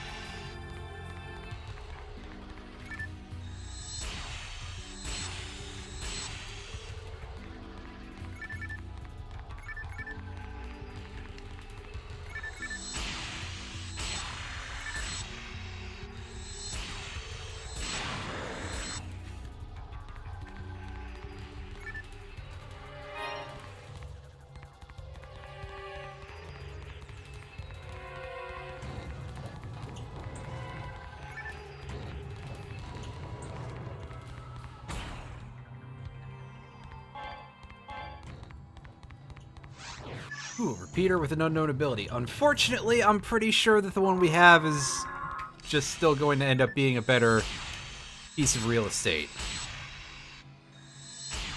The M&A60, not a repeater.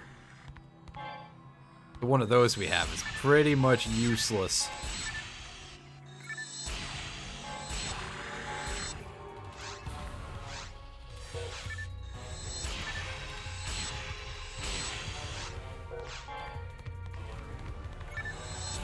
Okay, we're outside of the room. I'm gonna throw an item on the ground and pick up that monomate. And we're gonna use that after we're done fighting off all of these duders. Into a good position for this. There we go.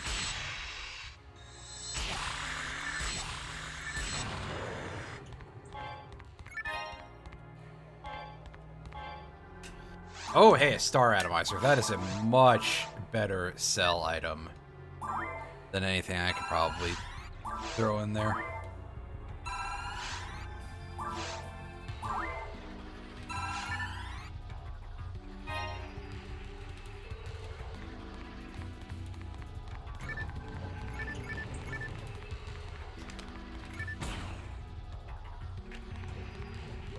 Ah, yes, this classic lineup.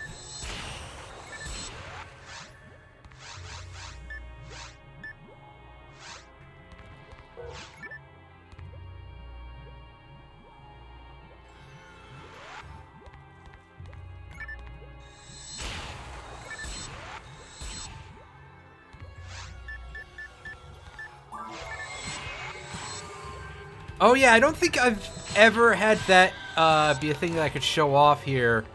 But yeah, the split pan arms and their HP is low enough, they will try to heal each other. It takes a second, so it's usually a good time to ambush them and get one of them killed. But as you can see, I was a little bit busy there. Screwing up.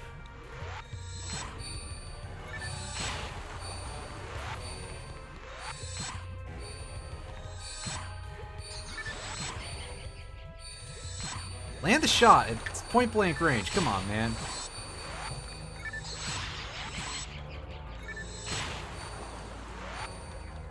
Yeah, see, the poison lilies are such a no-effort enemy for us at this point as a robot. Like, the odds of us getting into a position where we have them up close are pretty low. And that's the only way they can affect us. Actually, speaking of which, usually when I fight them as one of the fleshies, if there's not a ton of them, I try to... Well, I guess even if there are a ton of them, but if there aren't... If there's if it's not impractical, let's put it that way. I try to set it up so that way they just do their melee attack instead of spewing statuses. Ow. Fuck off, Nano Dragon. I'm busy. Trying to explain something to the nice people at home. And even the assholes at home, too. They can have an explanation as well. Where was I? Oh, yeah. I try to set things up so that way I get as few of them using their status attacks as possible. Sometimes it can even interfere with their ability to properly use the... oh my good god. Sometimes it can even interfere with their ability to use the paralysis counter. Hey, Fire Drake, how is it going? Hope you're having a nice little evening to yourself here. Hope they're not fucking with you too much at your place of employment.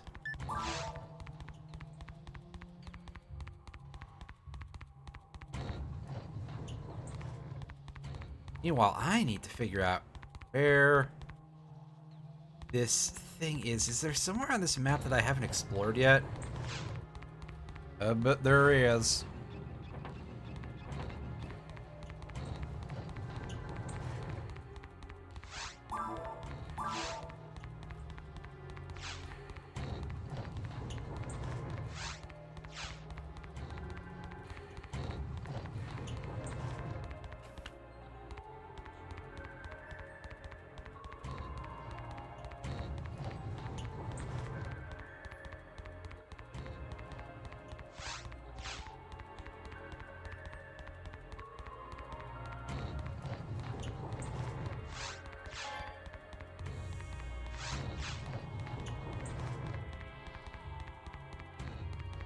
Actually, you know what? I still have the tab open from good old PSO World. Let's see if there is some info on this here, a map. Oh, it's supposed to be in this room, and yet it's not here?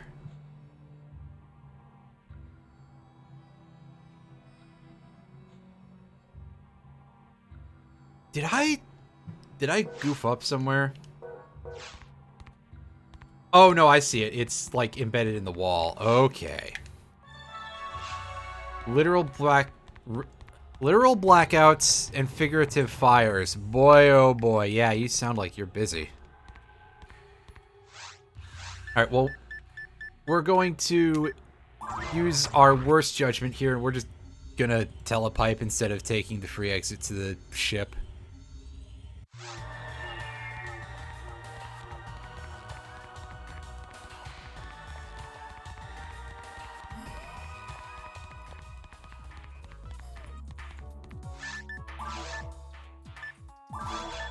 Let's free up some space here first.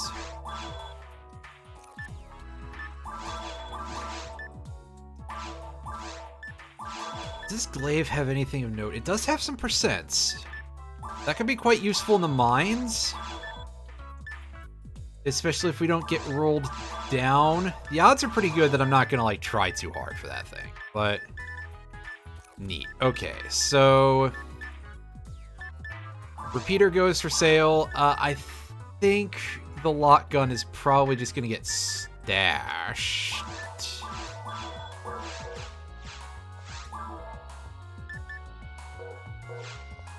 Yeah, I know, it's real weird. It's pretty weird for me too, because... Well, like I said, a large part of it is that I've just been falling asleep during my usual stream time slot. So I've just kind of gone rogue when it comes to a schedule. I probably should remove that entirely from my little offline splash and just be like, you know what? We are in pure chaos mode, or whatever it was called in Twitch Plays Pokemon, democracy mode or something. We're just gonna do whatever, whenever. Also, hello. But we're still gonna be aiming for that 3 hours of stream time per stream, and I'd like to try and get in at least 3 per week, if at all possible. And yeah, no real change on our percents here for the Varista. Are we getting luck for...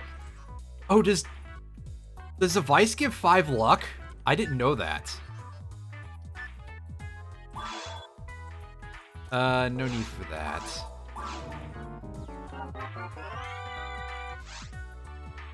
Yeah, sure enough, it gives us 5 points of luck. That's neat. We can keep that equipped. Alright, Glaive, show me a very underwhelming ability. Oh, well.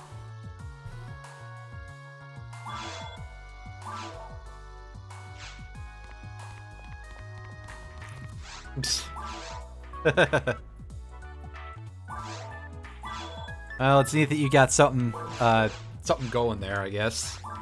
We'll go with that. I don't know how to words. Not just something you yoinked off of the interwebs. Again, I need to do a little bit of work on any sort of visual representation there. I have some ideas. I feel like I should try at least doing a little bit of a preliminary sketch. I'm not a talented artist, but enough to make sure that it actually kind of makes sense the way it seems like it does in my head. Okay, Oswald, we got you some parts. Yes, finally back indeed. You are not wrong. How about a gun? Alright, show me the goods. Got a storm cannon. Ooh, so we're getting... That, I believe, is the reward that we're supposed to get for... Very hard. Now, you can see that... Oh, what? Whoa! Oh, yes! I love it! 45% hit! That is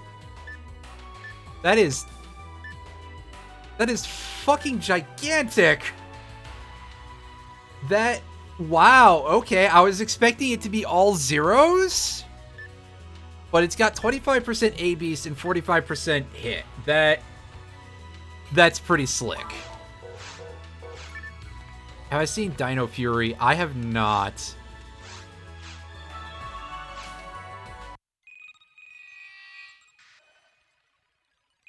Because I'm not that well versed in that kind of thing to begin with.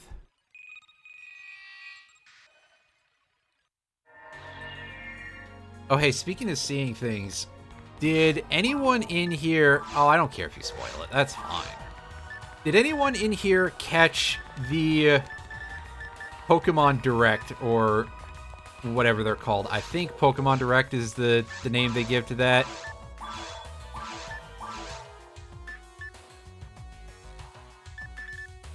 Anyway, we are going to store that shotgun, because that thing is pretty cool.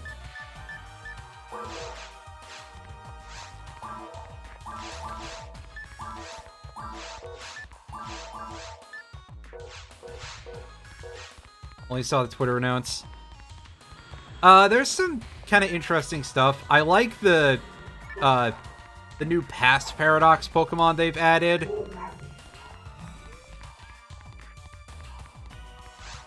Because now they've got, yeah, so with the new patch, I haven't played it yet, but I have seen the 2 new Paradox Pokemon. The violet one is called Iron Leaves, I think, and it's a Paradox Virizion. The other one is a Paradox Suicune, and it is called Walking Wake. And it's got like a T-Rex stance with little tiny forearms. It's cute. I like it. Looks real silly. Okay, so I guess we're going to be waiting to carry on with any more quests, because Waterfall Tears is one that I'm saving for later.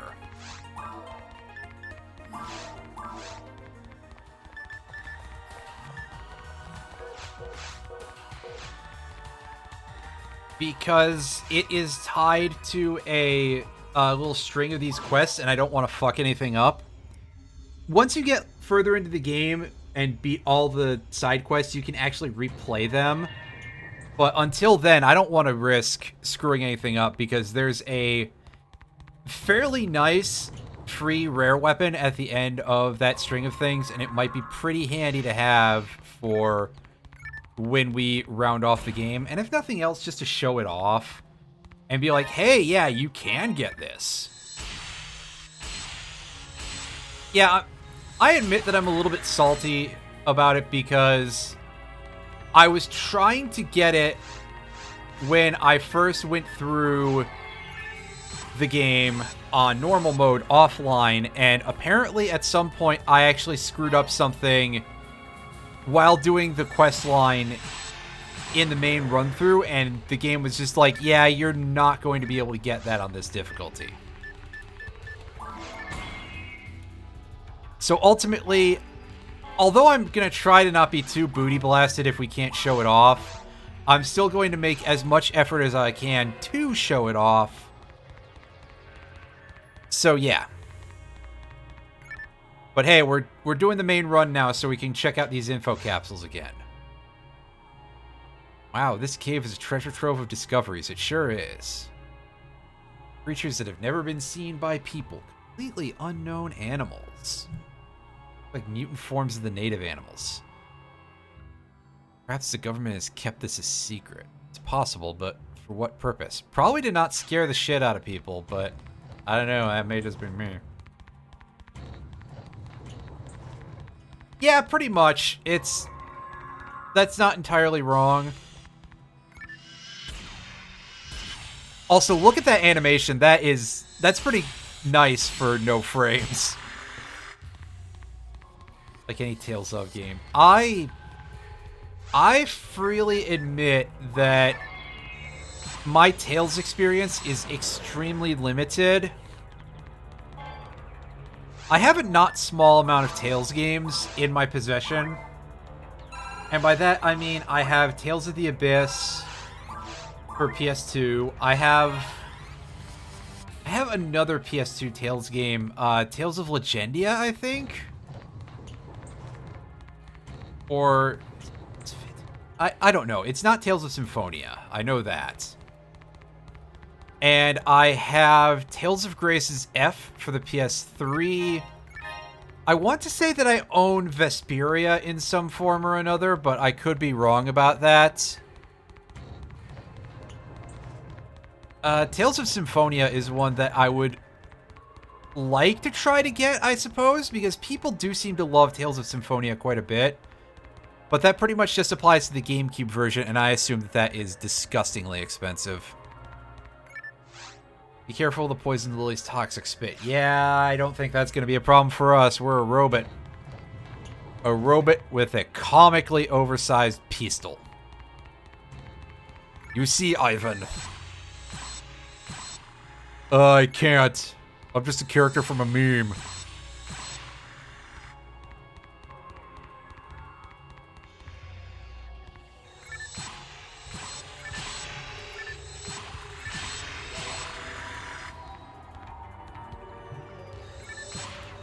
But true story, I picked up Tales of the Abyss back in like 2009 or something. At the same time that I got my DS Lite. And at that time I had also picked up Chrono Trigger. So that was pretty much my main focus at the time, and I was like, well, you know, I played a little bit of Tales of the Abyss, like, I don't know, 20 minutes or something, and I was like, you know, this seems kind of cool. I'll pick it back up later. And wouldn't you know it, I still haven't gotten around to it. The Nano Dragon is a fierce monster. It becomes stronger as it kills others. Yeah, I think I explained that before. Beat it as quickly as possible. Well, actually, it can kind of help us out in damaging a bunch of its allies. So that's not so much the case. I forgot if I had anything else to say.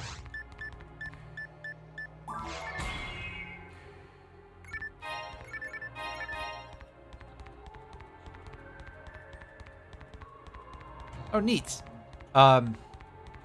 Yeah, speaking of games that I've been absolutely horribly dawdling on, I did just yesterday start on Sonic Frontiers. You're an alert, be careful. There must be landmines around you. Detect them if you use a trap vision, or if you're just a robot. Then you'll be fine to deal with the landmines that way, too. So, yeah, Sonic Frontiers, so far, is pretty alright for what it is. Although, I'm not gonna lie, I have some questions about why it is what it is. Most specifically, the JRPG elements and why an open-world Sonic game was the first thing that anyone was like, hey, yeah, we need to do this. But it plays alright. It's not bad. I can make a couple of little nitpicks here and there. I think it's very interesting that, like, it's not just a Breath of the Wild thing that they're going for, which a lot of people have been like, oh, hey, yeah, that Sonic Frontiers game, it's like Sonic, but it's like Breath of the Wild, but Sonic. The other thing that I've picked up on that I think has not really been so widely pointed out is that it is also very much using very similar vibes to Nier Automata in some places. Like, not hardcore on that level. I have been spoiled on the nature of the final boss, so I'm throwing that in there as being a little bit of it too. I won't spoil, because I'm sure that there are some people who would actually like to play through that and who haven't yet. But yeah, overall, like, a lot of that kind of does feel a little bit like it's a lot of these games rolled into one. So credit where it's due there that they're not just ripping off a single game and a single Nintendo game at that. But again, when it comes to RPG elements in, like, a not an RPG kind of game like that, it's 2023, and yeah, the game came out in 2022, but it is 2023 right now. It's a 2022 game. I'm kind of over it. You need to demonstrate to me very early on why in the hot buttered fuck your game needs those RPG elements if you're not playing an RPG. And I don't really know that Sonic Frontiers did that. And the thing is that the reason for that is just, well, at that point I could just go play an RPG and I would probably have fun with it. I mean, I'd probably still have fun with the other game, but the RPG elements just kind of feel really tacked on. I think that people had this real hot-cold thing about RPGs in general. Like, clearly people like RPGs. It's not like it's a hated genre or anything, but there's a lot of people who really don't want to admit that they like RPGs.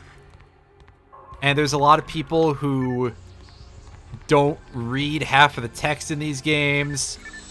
And, like, I kind of feel like RPGs are still perceived, at least on some level, as being like the loser nerd genre for some people. You know, why admit that you like RPGs when you can admit that you like sports like a normal person, right? The attack range of the grass assassin is wide. Asterisk. It's more the radius for its, like, stun thing. Yeah, exactly. That's the thing. I'm giving this MMORPG with a story that I feel that a lot of people have never really given the time of day because it's so, like, empty in a lot of ways. I'm giving this its due. I'm giving this game its due, you know? It's an RPG too, and I think that the story is a worthy one, and the atmosphere and everything else is really cool. I'm treating it with the respect it has earned.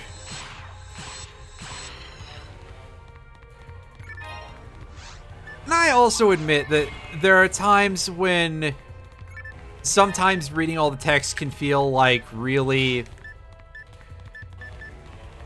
of questionable purpose, I guess. Like, I played the original Final Fantasy. You know, I remember Arilon, who didn't tell me anything useful. Well, yeah, long-winded, but more specifically because, on the one hand, you can stuff an entire essay into a character's dialogue and it can still be useful. I mean, Metal Gear is kind of like the master of that sort of thing, that, like, some characters just fucking go. And that is a game that is infamous for, well, a game series, rather, that's infamous for, at the end of Guns of the Patriots, for that...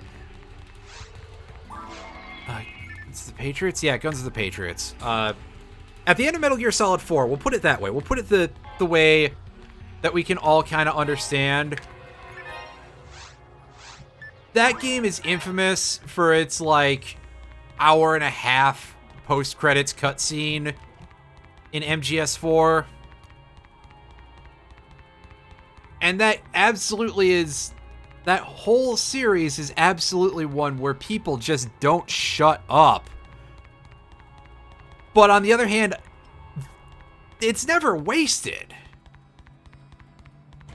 Meanwhile, there are definitely some RPGs where it can feel like you don't really have a good grasp on why you're there listening to it. You feel like you don't gain anything out of the conversation sometimes.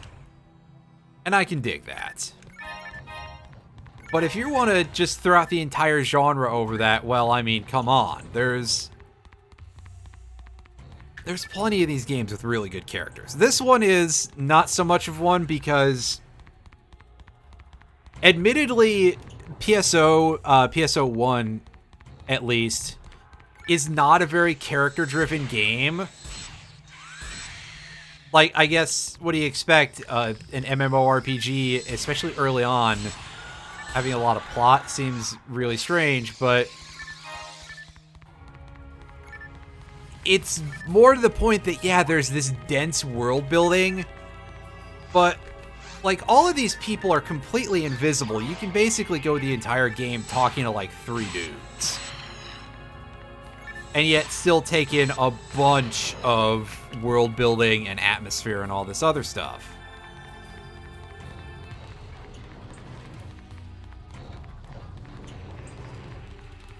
But yeah, I've played a lot of RPGs in the last however long that a lot of the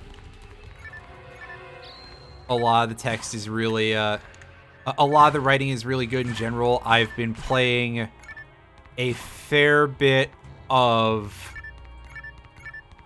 Final Fantasy XIV over the last few months. I could not remember the name. That is really not great. Something long COVID.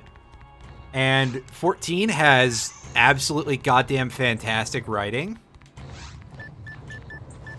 I have been scripting videos about the Mega Man Battle Network series and about Chrono Trigger.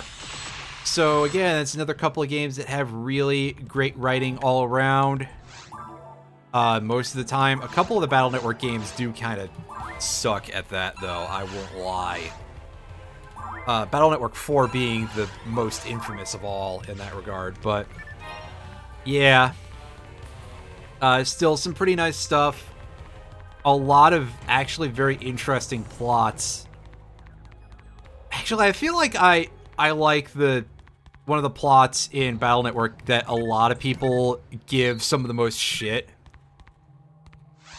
which is Mr. Match's scenario in Battle Network 3. Because he does use this extremely realistic bit of social engineering and gaslighting on the main character, instead of, like, you know, supervillainy and any of that. Like, he definitely does something that's just deeply fucked up. Yeah, Chrono Trigger is just a really good game all around in terms of writing. And then Chrono Cross happened, and, well, I mean, Chrono Cross is a good game, and it still has its moments in terms of writing. But it definitely has a few places where it is overdoing it a little bit with the technobabble.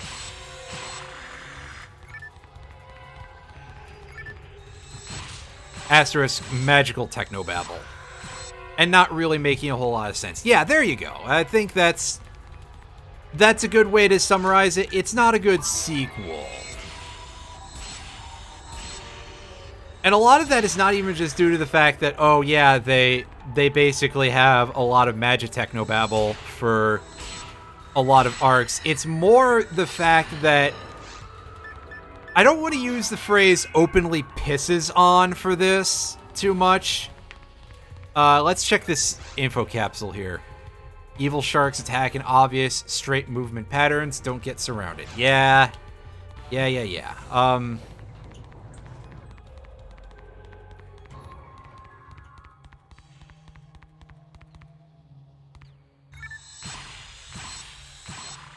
So, Chrono Cross is a bad sequel because I don't want to say that it openly pisses on a lot of your beloved memories of Chrono Trigger, but it kind of, it leverages them and destroying them as plot points and themes a little too much.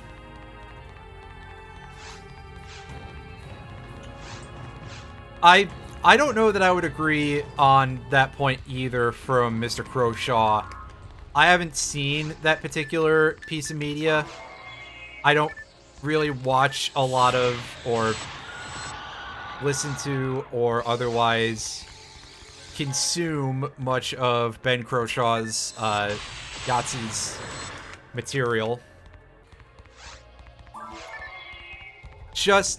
I think that the silent protagonist thing is very hard to do right sometimes.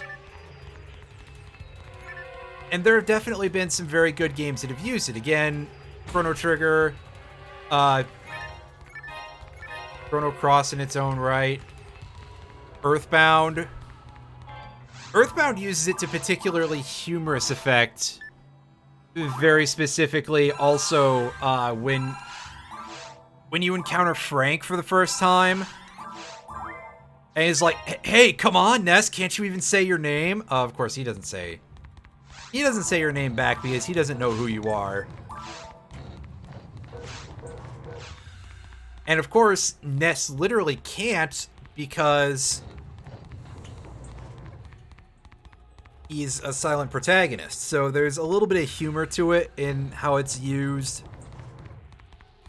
The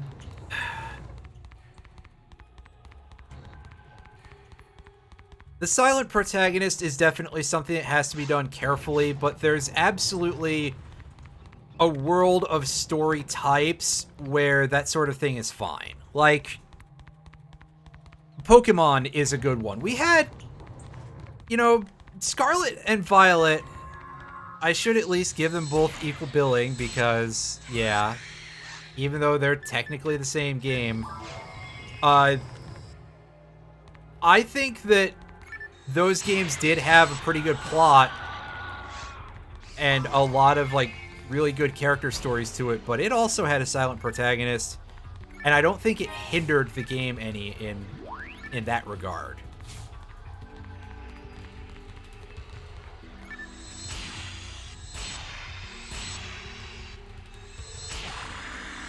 But of course, obviously, it's not like the silent protagonist is necessarily carrying it. On the other hand, however, if the protagonist was a set character who acted in a specific way, Pokemon games are a very special case where you are fully intended to imprint upon the main character. So having a character who had fixed responses and stuff like that would take away from that. It would ruin your immersion in some sense, I suppose you could call it that. And in fact, that's what I'm going to go with for now, is that it would ruin your immersion. It's just not a concept that we probably think of for, like, a kid's game. But immersion is still a thing that really... And I guess for Pokemon, too, because Pokemon games still have a reputation for, like, a certain level of cheapness to their presentation, which, oddly enough, is one that I don't really feel they had when the series was just starting out.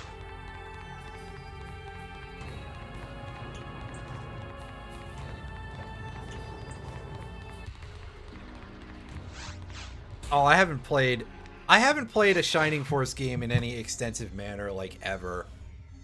I checked out one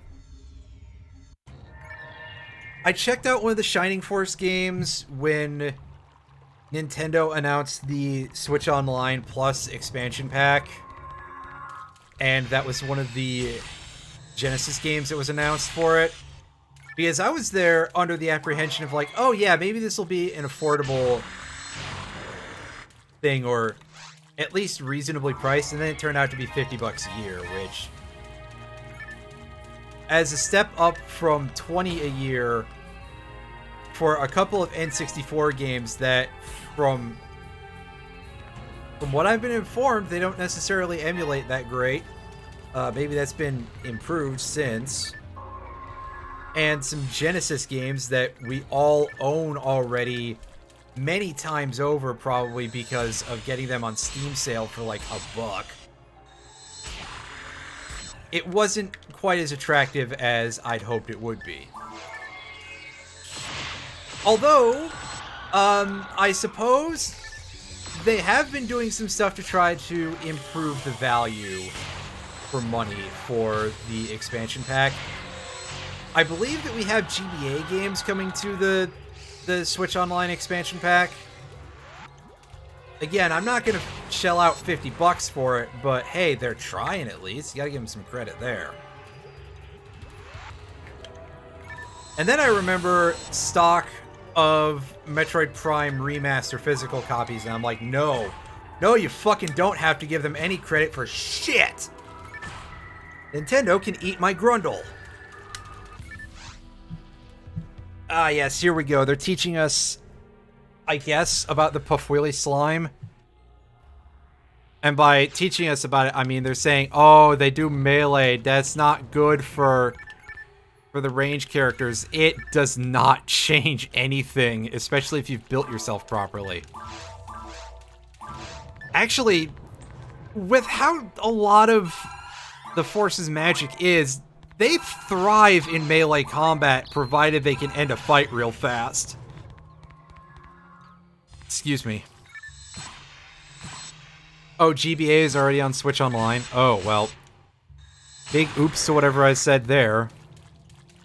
I forgot.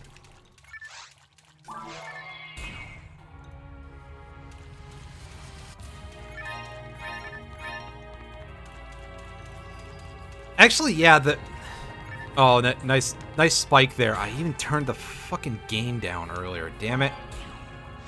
And I still, like, even just starting a sentence, it's like, oh, enjoy the sharp spike in your ear hole. Honestly, the slimes are weak to Gifoy, or just to fire spells in general. So, like, them getting up close is not a problem for you if you're a mage. Just means you can hit them with probably one of your best spells much more easily.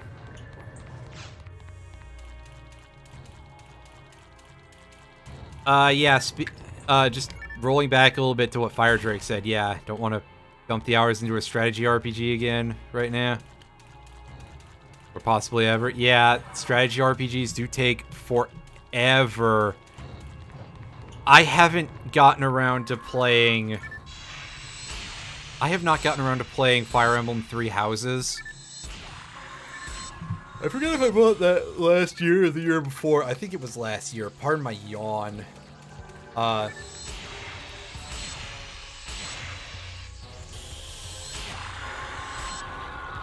yeah, I purchased that very recently. in the grand scheme, and I still haven't played that yet. And I just keep looking at it like, oh boy, is this a game that I'm going to be allowed to tell anybody that I'm playing, or am I going to get just murdered for it? Somebody just immediately crawling up me like, well, tell me you didn't like Edelgard. And I'm just going to be like, you know, get the fuck out of my house. Because, man, the fan base of that game in particular is absolutely vicious. You may find yourself trapped by a parasite mine in the ground. To free yourself, ask someone to hit you with a technique or a gun.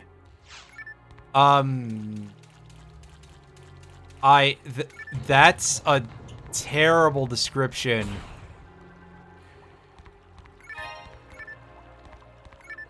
And I'm sitting here like, what the fuck are you talking about, Rico?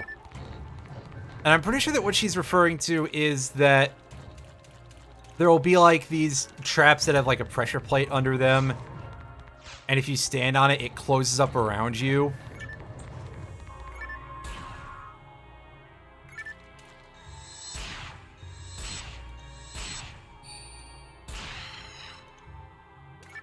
But describing that with the term parasite isn't really,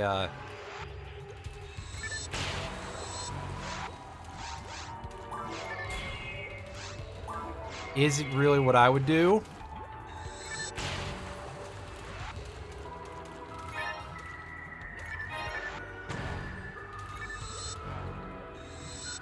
Otherwise, I suppose it could be referencing the freeze traps.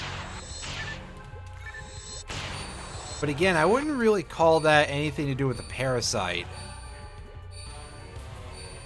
And you can just kind of mash on your control stick to get yourself out of that.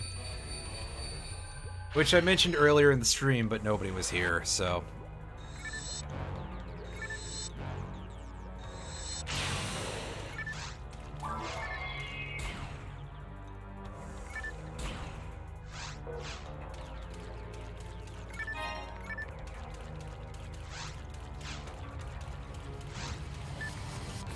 Look at 7-star, no, it's 6-star. I think Tempest is the tier 4 lightning ability then.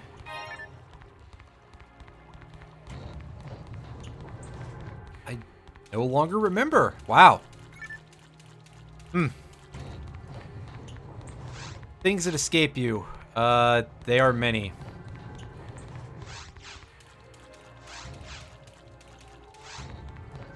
Especially when, at the end of the day, they are truly not useful pieces of information. Oh, hey, look, it's the waterfall cave again.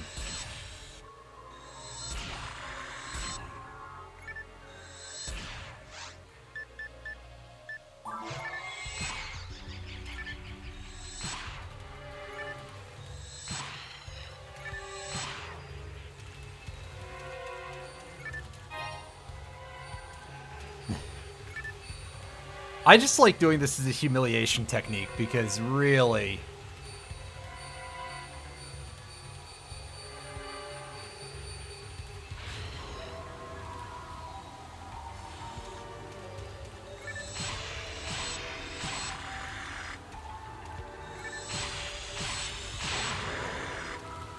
Oh, hey, nice crit. Hey, man, nice crit.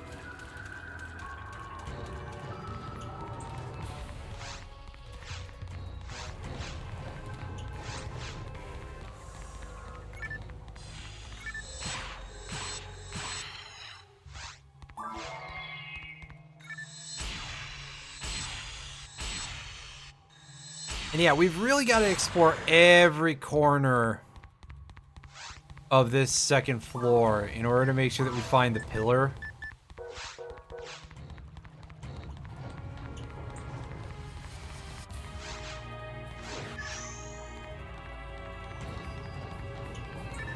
You folks possibly remember the pillars.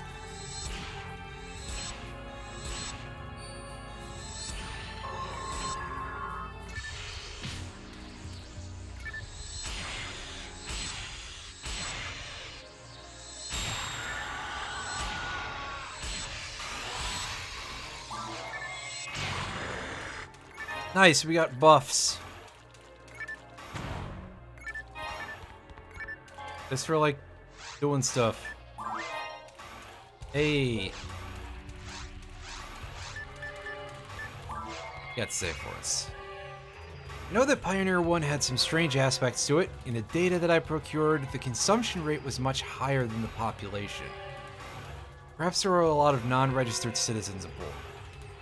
Why? What was their purpose? Well, we've definitely seen that there's been quite a few people here who seem like they've been up to some sneaky shit.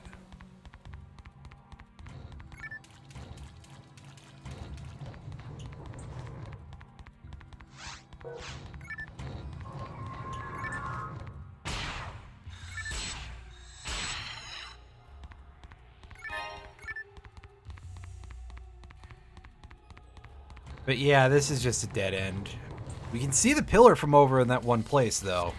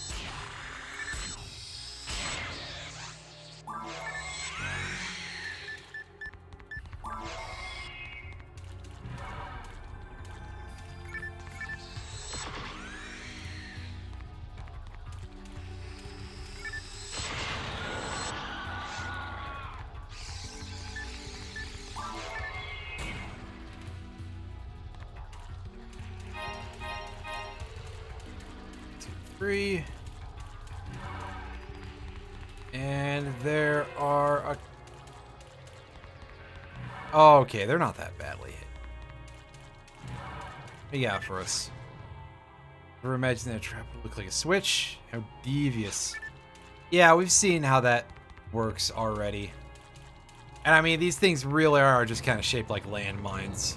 So, maybe you should expect that. If we're being honest here.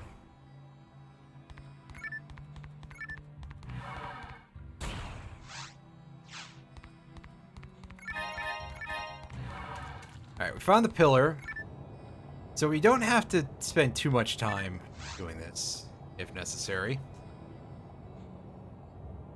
My first question about Regal was, why didn't any sentient life exist here? But look at this monument. It's identical to the one I saw in the forest. It's not ours, though. Is there an ancient civilization on Regal? These monuments are the only evidence I see. It'd be strange if there was a civilization, indeed. Decipher the characters with my simple tools? Oh, I have a bad feeling about what you're gonna find out there, Rico.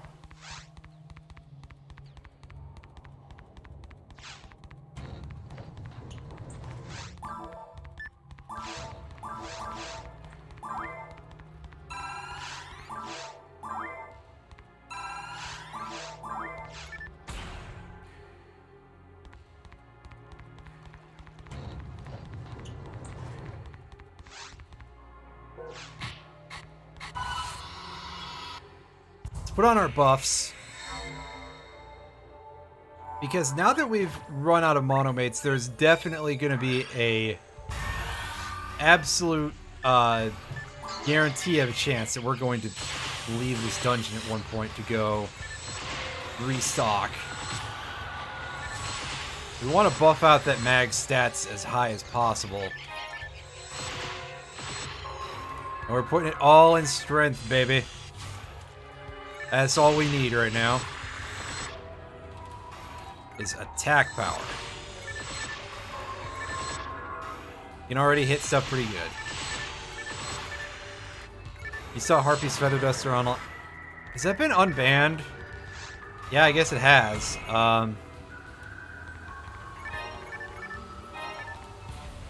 Is it that widely played? Oh. The characters in the monument. I don't have any idea how to proceed.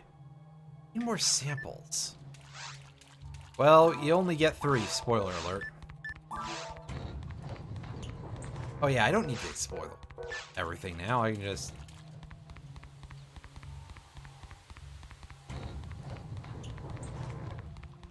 Yeah, I couldn't remember if it was or not.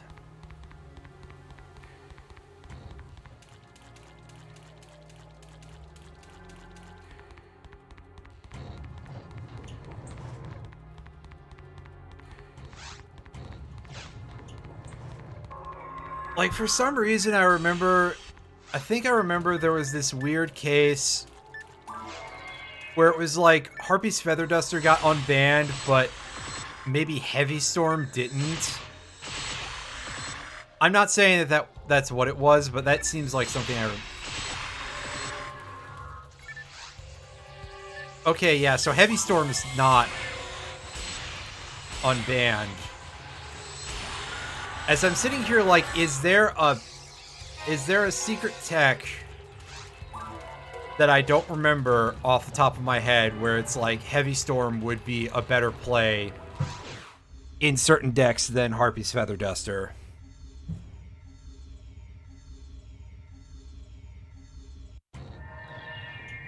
Just to, like, nuke your own backline in order to shove stuff into your graveyard for its banish effects or for other purposes.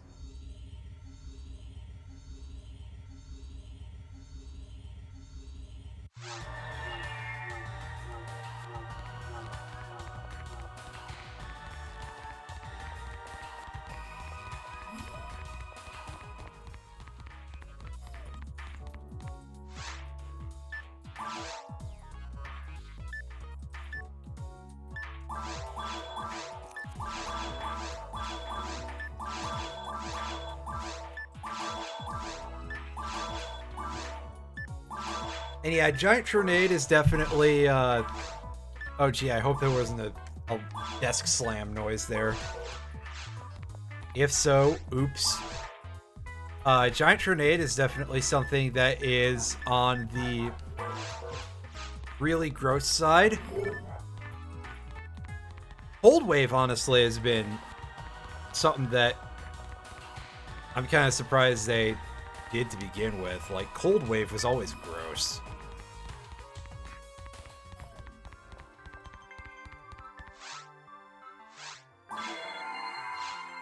Yeah, I did see the Gate Guardian support. I want to play that. I want to play that deck. Like, I assume that Gate Guardian deck is gonna be garbage. But it'll be funny garbage.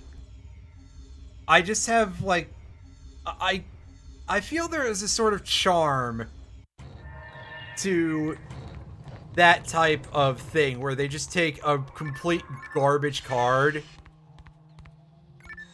and they give it support to make it actually good.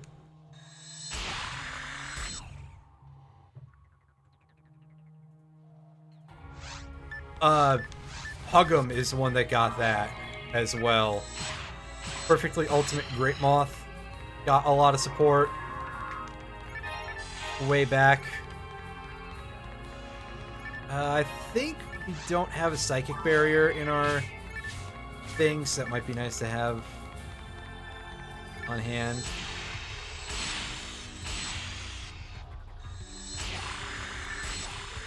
Well, yeah, I mean, there is that. It's like, oh boy, you summon a generic beater from your deck. The one I was thinking of, very specifically, was that, the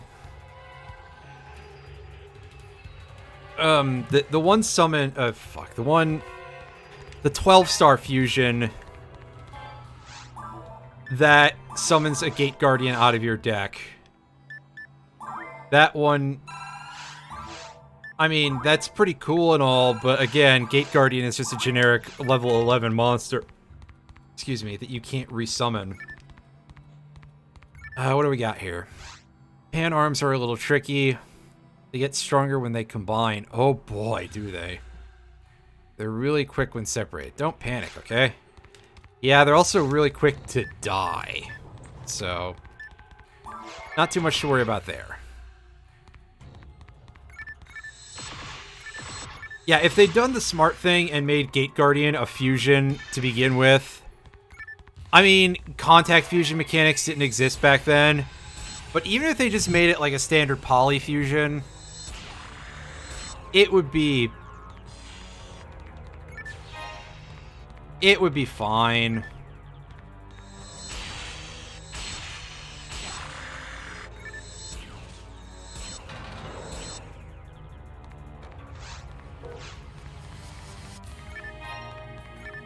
Well, yeah, I mean, it's an alright effect. It lets you, again, replace it with a 3750 beater, which is not terrible. It's more the matter of, like, Gate Guardian has no self-defense whatsoever. It's more or less just a normal monster that cannot benefit from normal support, that you also cannot special summon, I don't think, after that point. So, like, you'd be playing it off of, like, Maju Garzet and stuff.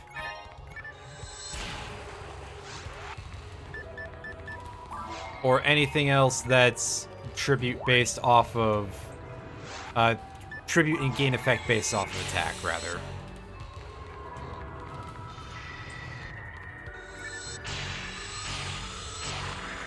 Although, I guess, again, it's a 3750 to begin with a fairly easy method of fusion. So if you're replacing it with Gate Guardian, that is kind of like... I mean, that means the main monster itself is a floater, so it's got its own... not that kind of floater, but... You know, it's got its own self-defense mechanism, so... Maybe you don't need that many layers of it. Okay, I think I can finally show this off. Heal trap. Pings.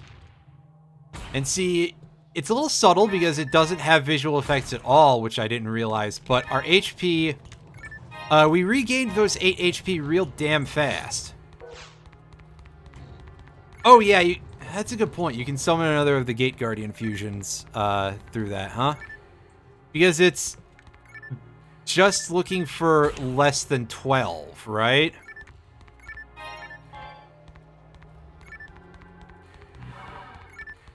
Or rather, 11 or less.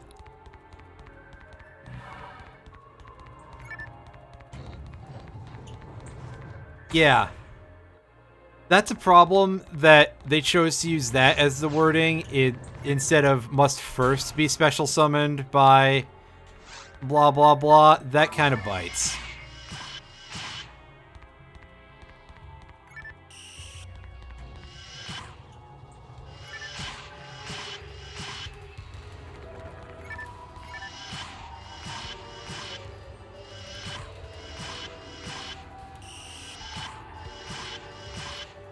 This'll work eventually, or you'll just move one or the other.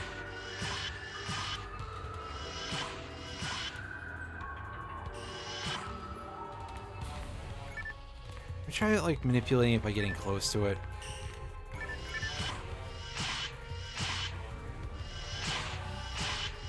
No, I don't know how to manipulate this thing's movement patterns.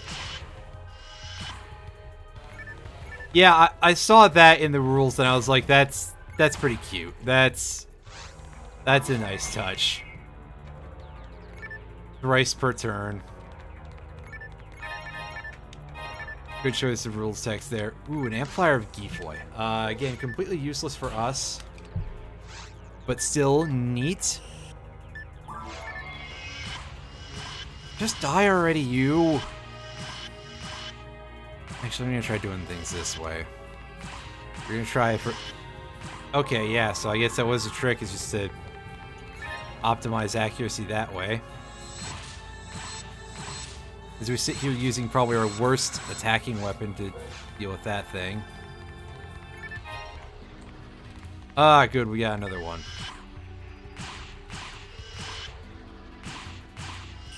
This one's much more in the middle of the room, however, so it shouldn't enter a holding pattern.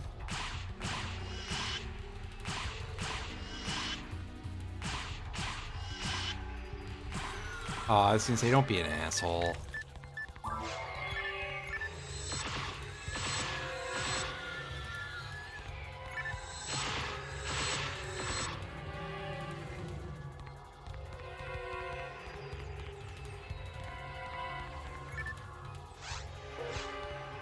Oh, absolutely, but...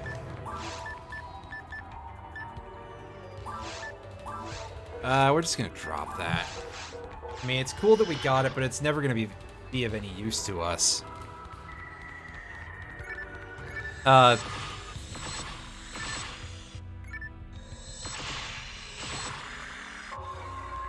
Yeah, there's a lot of uphill from original Gate Guardian, is what I was gonna say.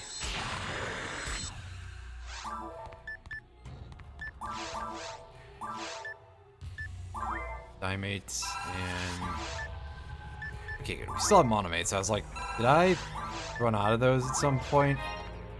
But not yet. Saw it with my own eyes. An animal metamorphosed when it was pierced by a tentacle from that giant worm. All the monsters I saw in the cave all changed by the giant worm. Ugh. I don't like the sound of that.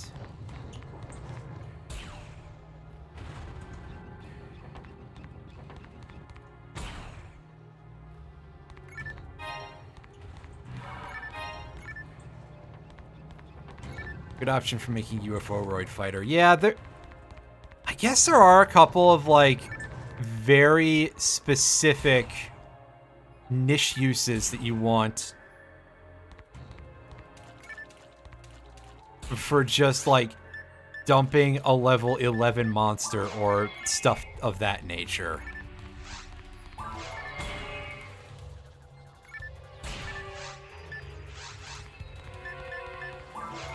Like, another thing that I was thinking is, oh yeah, you throw it away for ancient rules. I think you can do that.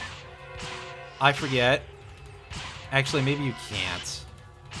But there's definitely some stuff that would let you throw it out. And then you just have a dark monster in your graveyard for the use of anything that would require that for special summons. Which, there's a couple of things that just eat dark monsters out of your graveyard for special summons, so... Again, if you have something that needs that to throw away...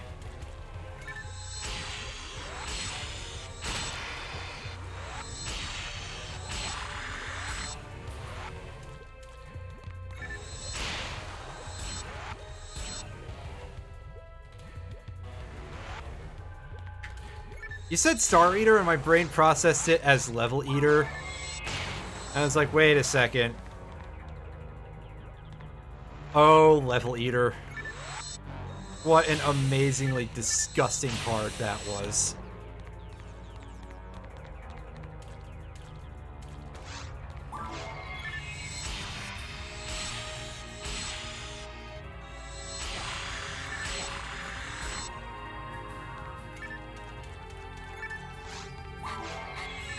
I remember abusing the living shit out of Level Eater to spam normal summoning monarchs. Well, tribute summoning more accurately, but yeah.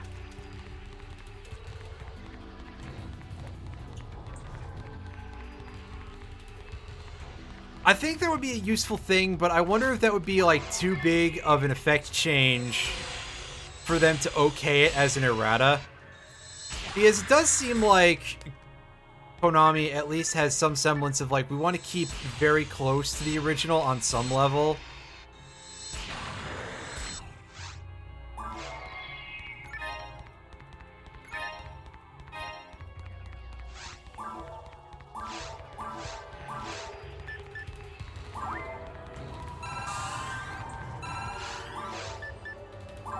Or at least decently close, you know.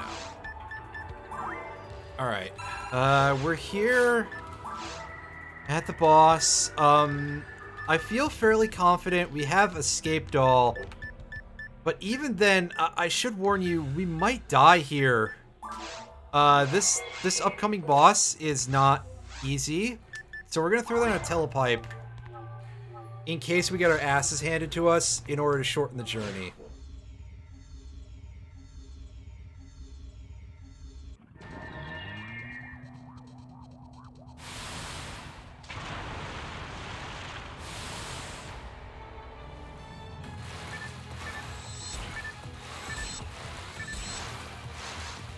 Alright, so Derolette, this guy, oh, this fucking Wormdingler, this is a massive step up from the dragon. It may not be so bad on hard, but on the other hand, we did take a huge chunk of damage there. This thing does a lot of, throws down a lot of traps onto the field for you to deal with, and you can see we ain't exactly working with a ton here. It has multiple segments, so we can deal massive amounts of damage to it with the right setup. Is this more damage? This is a little stronger. Less accurate. So during this phase, we want to try to get into combo, dodge the tentacle. Oh shit, we managed to already break open its skull. So we can deal damage to its actual body now.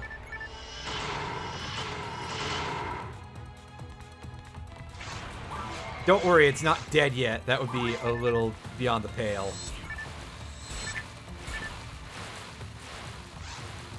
And just a lot of the attacks at work here are very hard to dodge. Like, here comes the purple balls again. Usually I just eat that one because I don't really know a good trick for dodging it, even if you get far away. And I would prefer to DPS a little bit. Oh god, my throat is telling me to go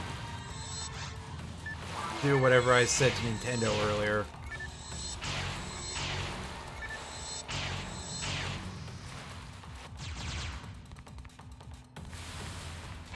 Alright, well, we managed to dodge that time, but again, I think that was probably pure luck.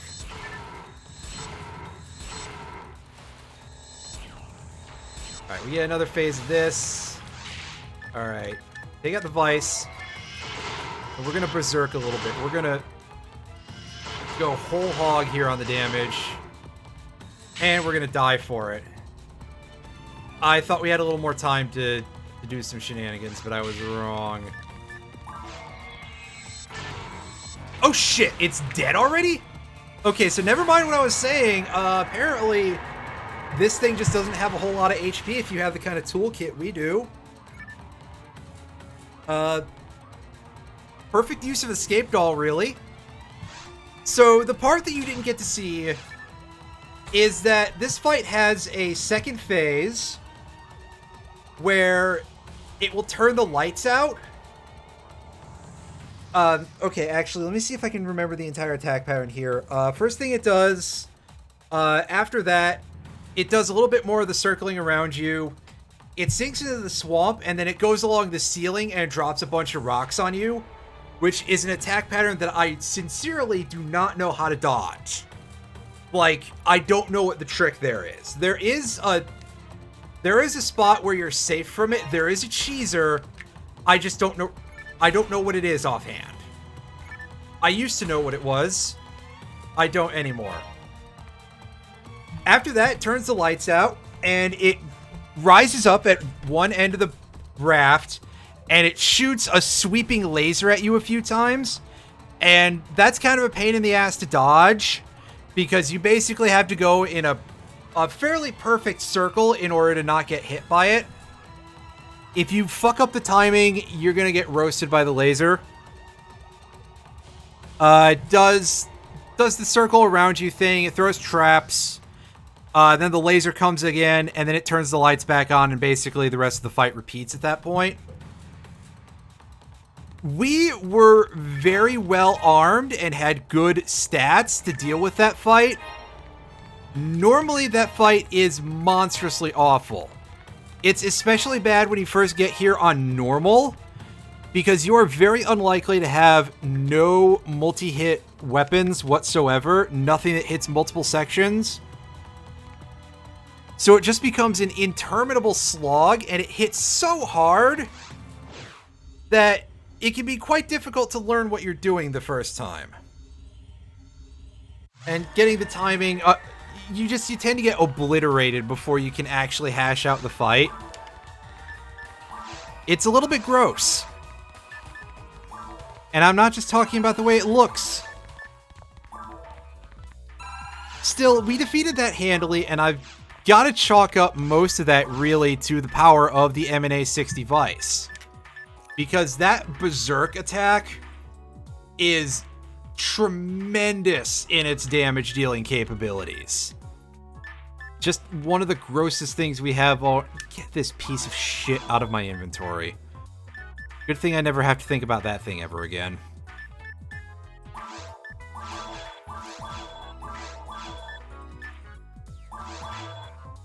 And if I do a higher difficulty run, I'll have a better insta-kill weapon, surely.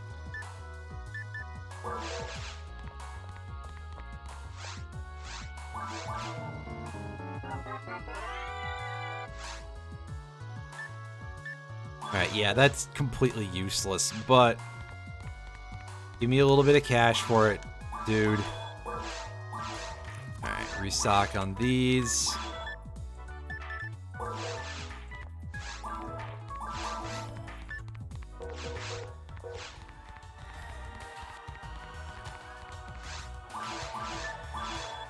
Alright, store the Tri-Grinder, store the Psychic Barrier. Let's take a look at our stuff here. We still can't equip this, so we're not going to concern ourselves with it for a minute. Alright, so yeah, the Psychic Barrier is our only other piece of defense gear here that we have to worry about that in the King's Frame. But that's a couple levels from now. You can see our collection of grinders is coming along nicely. I'll use those late in the run. Did we already deposit the... Yeah, we deposited the Tri-Grinder we got. Okay, alright, so let me go and talk... Excuse me, let me go talk to the people in the office. And then that's going to be our wrap-up, and I gotta get a glass of water in me because my throat is telling me to go do incredibly rude things. Visit the lab and tell them about the creatures you encountered on Rhaegal. Where the hell do we do that? Oh boy, you don't say. Dangerous fucking place, yeah.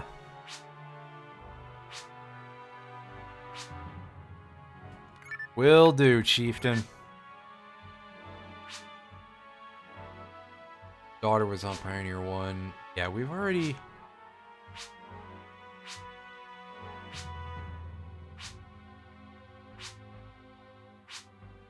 already heard this from her.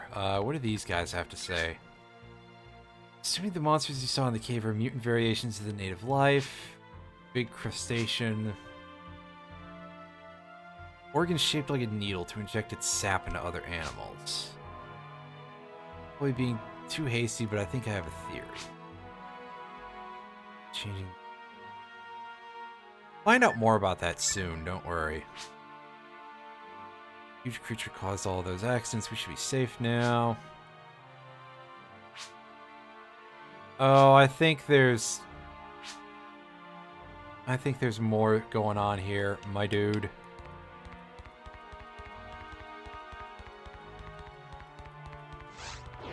Does anybody in town have anything new to say?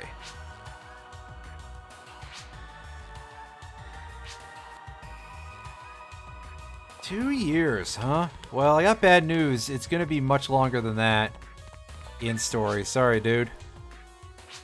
Cave. It's not a natural occurrence. It's an artificial creation? Huh. That's weird. There is something messed up going on here. We'll launch the transporter after numerous attempts. Cool, I think.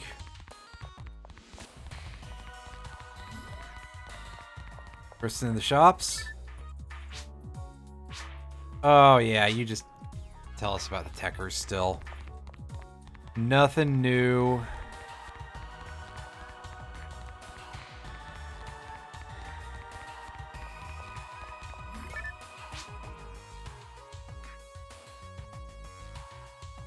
Yeah, I went down to Regal. Hey, Soldier Man. I don't know about that. Only what you can do is the best way. Yeah, okay.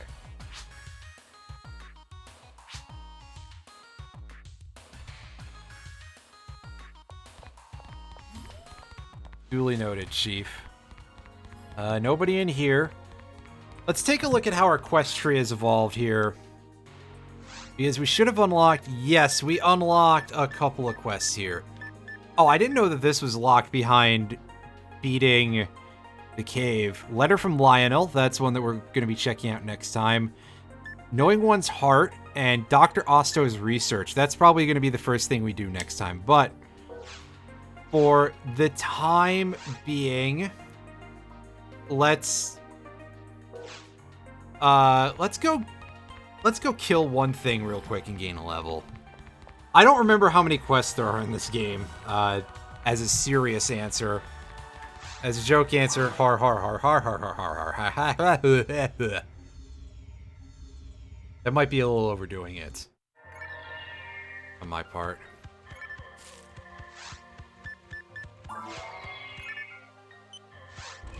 Who am I kidding? This thing will make faster work of these things.